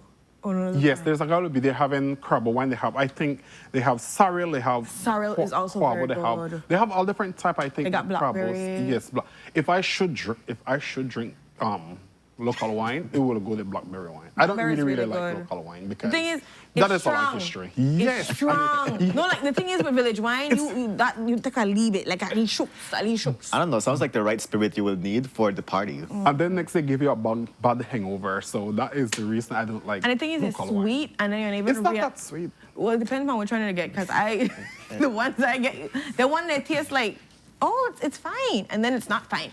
So be mindful if you're going out there. Drink responsibly. Well, the river is right there, so you drink, you could always take a shower. Always drink in the shower. Yeah, that is true. And there, of course, going to be police and security there. People are going to feel fully protected, and they don't have to worry about anything when it comes to that. That's all going to be all what you need to worry about is get the Doublehead Cabbage. And when you get there, that will take care of itself. Because the food will be there, you will not be hungry. You will not be thirsty, because we're going to have drinks there as well. We're going to have alcohol and non-alcoholic there, right? And you're not gonna feel hot because you said it's gonna be a lot of shade and the river is there's right a lot there. of shade. A lot of shade gonna be there. Live music, live performance. So you will not be bored. So with this type of La Ruta Maya, I just want to thank some of the residents from Doublehead who donated station prize to this race. Nice. We have almost, if we should add everything up together, we have almost $18,000 in donation of prize. Wow. That will be stopping at Doublehead Cabbage. That's amazing. Some are cash prizes. Some are cash prizes. Sorry. We have one of our council members, which is Leon Jones. He donated for $250 for that as well. We have Cora Milton. She donated $1,000 as well. We have the Pantin family. They donated $1,000 as well. We have the village council who donated money as well. We had a club there, Moonlight Club. They donate money as well. And the McFadden family, they donate money on behalf of their mom as well. And we have a lot more that we could think about. Are you gonna be having, like, let's say, transportation from Belize City to Doublehead? And if not, maybe that's something you can do next year. I just would say it would have been good. We should. Yeah, next year could have like a bus and everything. People they pay their fee, they come, and then it also makes it makes it safer on the road, right? Because if they're gonna be consuming alcohol, like. You don't want to make sure safely.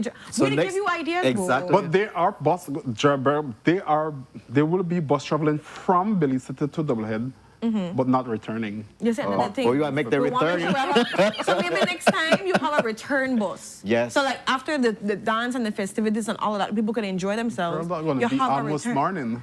Exactly. We That's got okay. a bus. They As have long to as pay there's a for bus it. to bring you back, They you know, have to like pay for it. straight in your bed. Exactly. Drop her right See, out. we did give you ideas for next year, It's so true. you make Maybe it I better. should. Maybe I should tell McFadden. Yes. That when you said the name, I was like, sound like boss. Yeah. So I don't want to forget Mark Honing, because he donates a lot. He is one of our main sponsors as well to help make this Ruta Maya possible in Doublehead Cabbage. He did a lot for our community, so I must tell him thanks for that. Very good. Yes, and then with that, he's helping promote. He's helping promote the Ruta Maya as well to encourage everybody to come to the because he know what we need the funds for. We don't. This Ruta Maya is just about making money. This money is going to go direct into the village. Yeah. Direct. So whatever we make, we're going to push this and try to see if we could get more to get all our goals that we have aimed for this year to be finished. And I know it is possible. So I'm looking forward to it. It's going to be a lot of work, but then I will see it going to pay off on the end of the day. Excellent. Because, like I said, the village is going to be very helpful for this, right? We want to push for the park. We want to push for the renovation of the community center, and we want to develop the grounds more at the riverside. Most definitely. I want to see you guys out there on Saturday. I will promise to you both, if you visit Doublehead Saturday, I will fully responsible for your meal and some complimentary. I am not hard to please. Give me a rice and beans, you chicken and fly. I don't need that. I'm the easiest going champ you ever meet. The way I mean, like, I'm not hard to praise. You don't have to do a lot. You don't have to promise me a lot there. I will make it there. Give me rice and So I'm looking. I want to see you guys there, right? You have never visited Doublehead before. You don't know that? Am I right? Years ago, I did. I did. So Kevin, you've been to Doublehead before, I right? have, and I've camped there following La Ruta Maya also. So I'm looking forward for you guys to. I promise, if Thank you for the see you guys invitation. there, we will. Mr. Doublehead Me will be Mr. Doublehead Cabbage. responsible for your meal. Thank you and so also much. some complimentary drinks. Yes, sir. So maybe you could Kevin. get your village wine that you're talking about. So you could get more than a cup or two.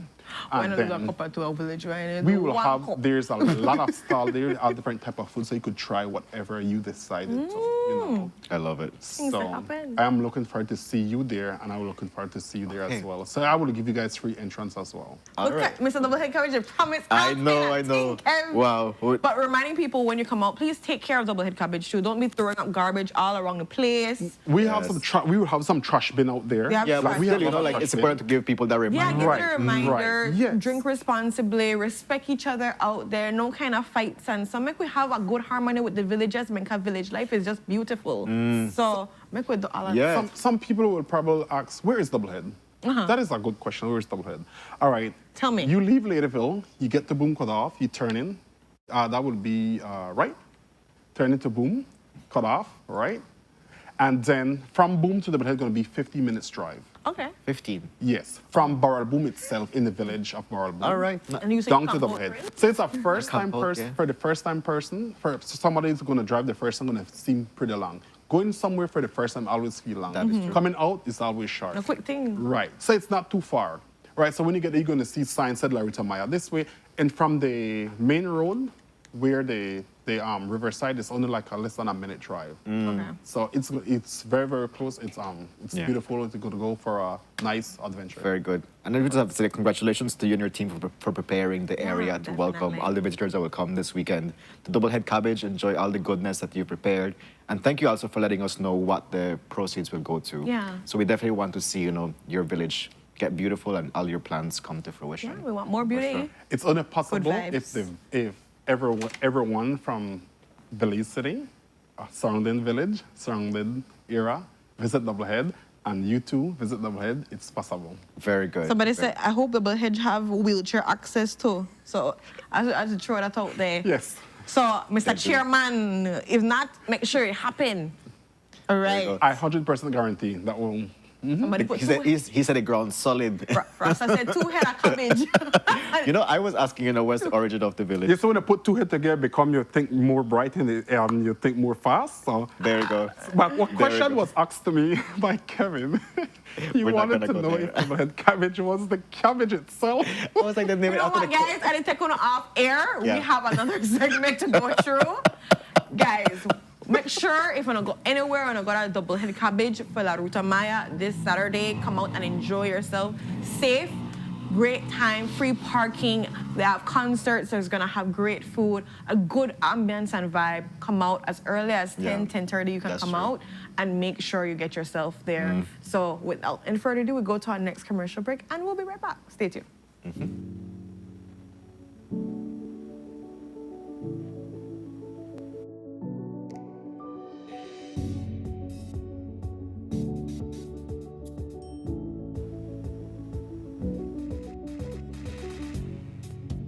Wake up to positivity and inspiration. It's a fresh and diverse twist on your mornings. Tune in to Sunup on 7 every weekday morning at 6:30 a.m. right here on your nation station, Channel 7. It's the morning show you don't want to miss.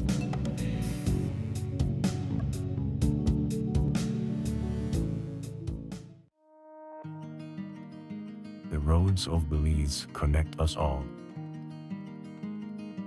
Riders, drivers, families, friends.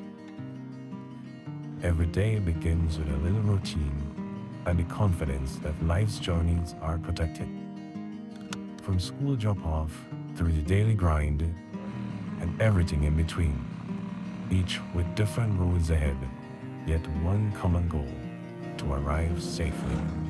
Atlantic Insurance stands with Belize's riders and motorists with affordable protection, support, and peace of mind for the journey ahead.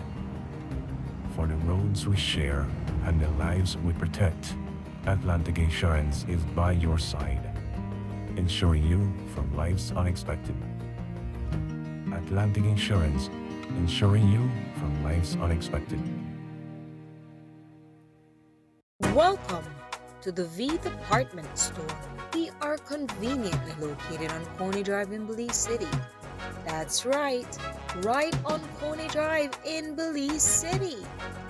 At the V Department Store, we offer a wide variety of groceries, cosmetics, kitchen appliances, kitchenware, electronics, and more.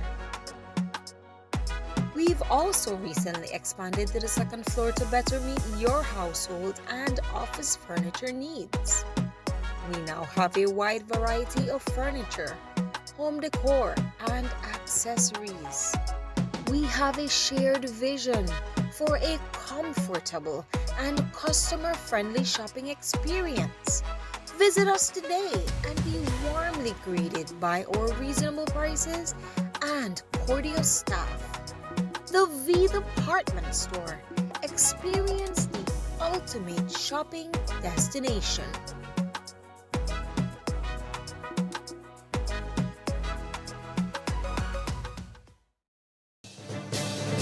BTL has already agreed to pay severance compensation to former employees that qualify. BTL's board has approved that we want to pay, that the company wants to move forward without delay and settle with everybody. But leaders of BCWJ who claim to represent those former employees insist on continuing to protest. We continue protesting. Reasonable minds have been asking, why? Here's the answer. The activist senator who is pushing them actually owns a company that submitted to BTL a bill of $183,000 at the rate of $900 an hour for legal advice allegedly provided to BCWJ. And now an internal chat reveals leaders of BCWJ want the former workers to pay them commission from their severance compensation. The proposition reads, everyone should give Emily, Mike, and the other leaders a contribution for their great help in all this. Continued protests are profitable under BCWJ banner. Not so much for the former workers, but for the leaders of BCWJ. It's not only making sense, it's making dollars.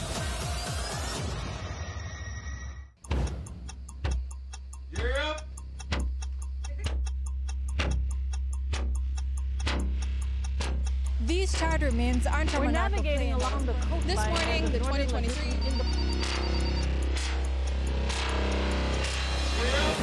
Good evening. Good evening. I'm Cherie Culsel, and here's what's ahead for you on 7 News Tonight. We've got details of these and other stories in our newscast for tonight. Good evening. With your news, I'm Indra Craft. Belize, you're watching the Nation Station, Channel 7.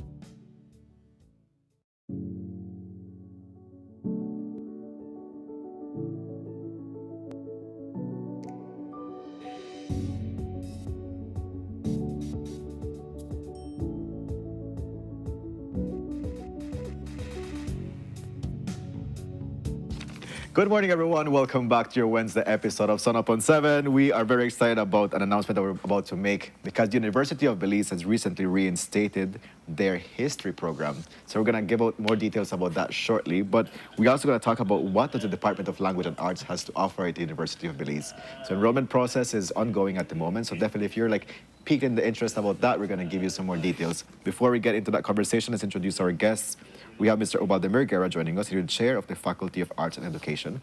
Good morning, Mr. Guerra. Good morning. How is your energy level today from 1 to 10, 10 being the highest? I'm feeling good, and whenever it's time to talk about the department, I get excited. Okay, this is So it means perfect. your energy level The goes edge to supposed to be 16. higher. Even higher because we are about to launch or relaunch a new program. Yeah. So that has my heart beating in a good way. In a good it. way, Yes. yeah. And Development's going to be happening. yes, We're very excited about this conversation, for sure. Definitely. Before we get into that, though, let's introduce Mr. Delmer. So you're the history lecturer at UB. Delmer, good morning. Good morning. Congratulations for always doing a great job with, history and what that means. It's a passion for you. Yeah, it's more than just the university, actually. Yes. I've been involved in a lot of projects all over the place, trying to see how we continue creating spaces for history and for heritage and culture. Definitely. So we're very excited about this. Before we get into talking about the reinstated history program, let's talk about what the Department of Language and Arts has to offer. Yes, so to correct you, the department is the Languages, Literature, and History Department. Thank you. That is lodged under the Faculty of Education and Arts. Okay.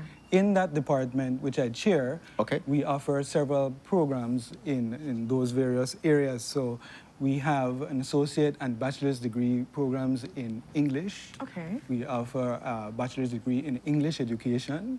There's also a bachelor's degree in Spanish education and a bachelor's degree in the history program as well. And we have other programs that are under development. Very well. Including, and if I can say, we have... We'd like you to say. we have come far in the development of the history education program, which is geared towards training teachers of history at the high school level. Please do that. And we are also embarked in the development of the music program, which may be offering a music program in full music and also in music education.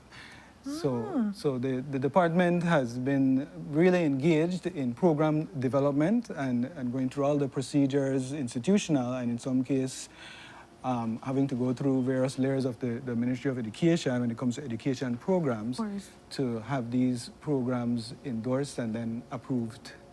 So a lot of things are on their way too. Yeah, excitement. No wonder there's so much excitement taking place, right? Certainly. And we think about aspect, and I think Kevin had talked about this, when we were on commercial break, just the idea of what history means, having it contribute towards the development. Because when we understand where we've been, what's happened before, we can make connections and be able to properly develop ourselves and move forward. Yeah. Don't repeat the same thing. That is true. I have to share when the press release was shared about the reinstatement of the history program.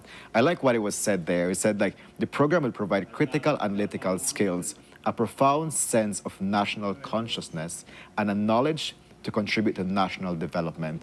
I was floored. That was Yes, so just to respond to that, several of our programs, like when you think about the bachelor's in English or any programs like history, there is a certain perception out there that these programs are, you know, the first thing that comes to mind is like, well, this must be a lot of reading.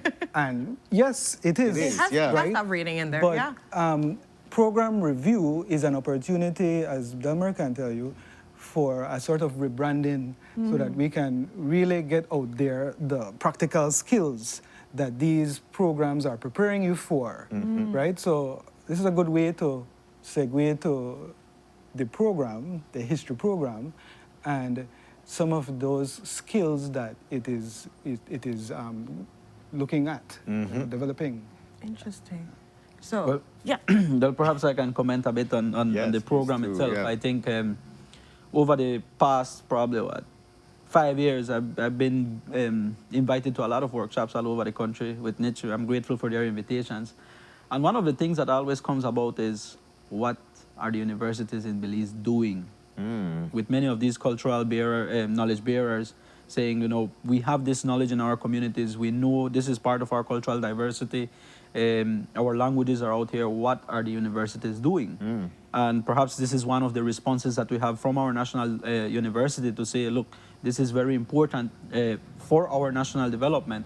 But also, I think the development of this program itself took a systemic effort where we brought in a lot of stakeholders to talk to them and say, what are the needs of our country as it relates to this particular sector? And when we collected that, we did a feasibility study. And part of that also brought about that we need to strike a greater balance between the theoretical frameworks of how we look at history, but also practical skills as it relates to history. And that created a new program. Well, I wouldn't call it a new program. It's based on the other one. It's revised, but the revision took a lot of systemic changes in the sense of we now have, for example, courses that are looking at multimedia and digital humanities as it relates to history.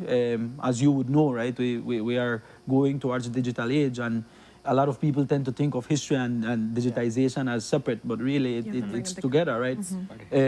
Part of it also relates to, for example, how we could market the cultural heritage, document, create videos, create podcasts, make it more engaging. We're struggling a bit to see how we meet the youth where they are, and part of that is also creating programs that will address these issues. We've also been able to create one of the courses that excites me a lot. My specialization is oral history, by the way.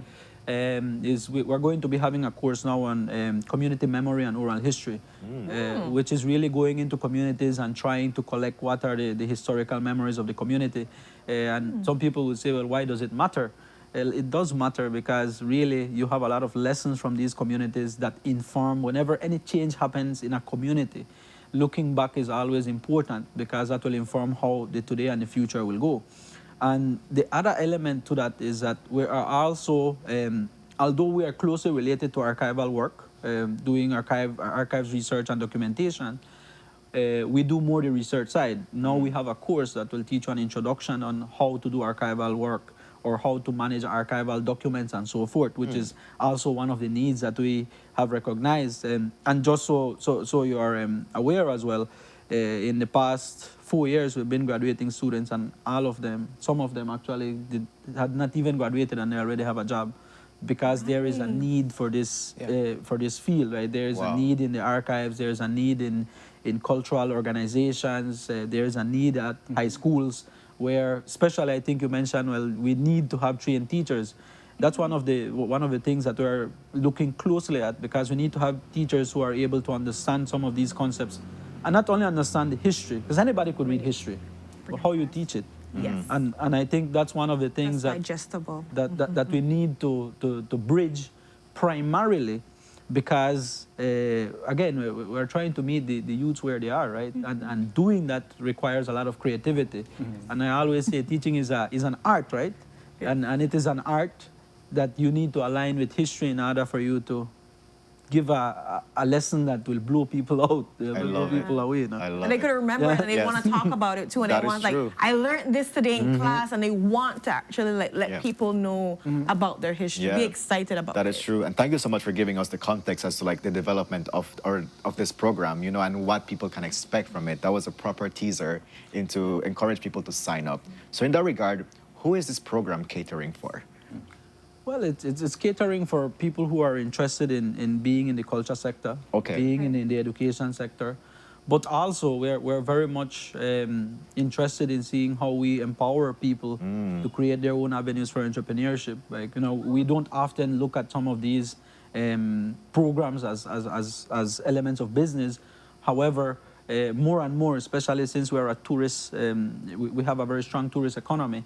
You know, figuring out how we can create business opportunities at the community level with these cultural tools is very important. In fact, it's been rising all over the place in our country, and creating people who are able to understand some of these concepts and the way of empowering and communicating as well. Imagine having, you know, being able to create your own graphics, create your own marketing material and so forth, with the knowledge that you get with a history degree as well. Yeah, yeah, okay. So as I had mentioned, the perspective is perhaps now we're striking a greater balance with applied aspects, where we would have, for example, even public heritage management as one of the concepts, which would teach you how to curate stuff. Okay. I see some nice you know, the curation behind you. Yeah, yeah. That also brings an element of community, which brings a message, right? Yeah. And I'm sure the curator thought about that. Yes. And so things like these are things that we want to have discussions and practical experience in our classrooms. One thing I wanted to emphasize too about the history program and our programs in the department is the uniqueness of the programs, especially when it comes to emphasizing Belizeanness. Right? So if you were to think about how these programs connect to you as a Belizean, the connection there is explicit. We have programs and courses that focus on not only knowledge production but also creativity. You know, so you're creating literature, for instance, in the English program. You're learning to write short stories, fiction, non-fiction, and all of that. And you're also being exposed to how various components of the media work, right? So while it might sound like English, there are various strands to it, and it's also interdisciplinary. You will find many connections with communication studies, history, and a host of other fields. And we just recently had a forum, a 3-day forum, an international one, the Caribbean Studies Forum. 25 different presentations, local and international presentations, and most of the presentations focused on topics related to Belize, right? So that just goes to show how much, and our students, what was proud, we were proud to see some of our graduates and our students presenting at that stage, you know, at that international stage, while still being students, and some of them who have graduated and pursued higher learning. So these programs also offer, I would say, a gateway to careers and also higher learning as our students are testament to that. Very well, very well. Thank you so much for bringing the good news to Sunup on 7 about the reinstatement about this history program. As I start wrapping up the conversation and also the show, when can people apply for this course? Is it already available for people to sign up, and what is the process for doing that? Well, before going there, I would like to say that our degrees value a lot. Very good. Thank you so much. You see, we always tend to make this general understanding that the degrees at the University of Belize or any university in Belize kind of have a lower value. No, I was able to study abroad, come back to Belize and continue working in Belize, and I could work anywhere elsewhere as well, right? And such is the case for many of our Belizean population who studied at the university or studied at other universities in Belize and were able to go into grad programs and so forth. The other aspect is that we have some information online at the University of Belize page, Facebook page. You can also call the admissions office, admissions@ub.edu.bz. Or you could also, send me a direct message, delmarzib@ub.edu.ed. Very good. And then just one more thing, the Friday, This Friday is the official relaunch ceremony. Ah, okay. That's taking place at the Belize City House of Culture at 9:30 a.m. So we have various stakeholders that will be present. Stakeholders have engaged with the development of this program in different ways. Students and, our stakeholders from various sectors of society. They're all going to be there. Have been invited to be there at the ceremony as this, you could say, marks our efforts towards this aggressive type of recruitment that we want to attract students into this newly. Will it be devised streamlined program. where people can be able to see it online from UB or? That's a part of the, that's an understand in place for it to be streamlined, yes. Very Okay, good. perfect. All right. Well, Excellent. once more, congratulations to your team for reinstating this history program. As you mentioned, the launch of the program is this Friday at the House of Culture. So people can stay tuned. They can, is it like open for attendance? Yeah. Very well. So come out and enjoy, tell persons out there about it so they can be able to check out what UB is offering, and of course get opportunities not just for this program, but there are other programs that are there that you can be able to enjoy, whether it be English, Spanish, whatever it is that you want to be able to learn. Make sure you check out what UB because, like you mentioned, degrees value. And with that, guys, we've come to the ending of not just this segment, but the show. So we're grateful for all of the different conversations we had, ranging from talking about Mars production and their upcoming weekend of events that you have, everything from the Friday, Saturday, Sunday. You have something to be able to enjoy. And of course, the Statistical Institute of Belize talking about their upcoming household budget survey. It starts this Saturday. So if they come to your house, welcome them in for tea, make a talk and share your business because it's We don't confidential. tell you, hold the dog. Hold the dog, bring the tea, bring the supper. Hold the dog. Right? And of course, you have an invitation to go to Doublehead Cabbage on Saturday to participate in their amazing community events that they're hosting as part of La Ruta Maya. And of course, the proceeds go towards supporting their different projects that they have for the community. And we're thankful for our friends from the University of Belize talking about their programs at the Faculty of Arts and Language, and also for the reinstated history program that they have. With that, we want to say thank you so much for your company to Renata and I. We're very grateful for that. And we'll see you tomorrow. Tomorrow, guys. Bye.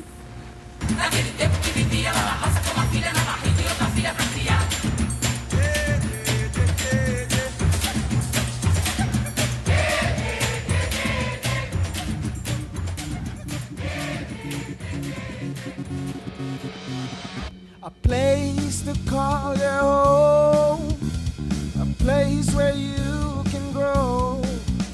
Stand by me and we'll take flight. We'll be there at morning's light. I've got you covered on all concerns we share today. You will discover how the world turns each day. When the sun comes up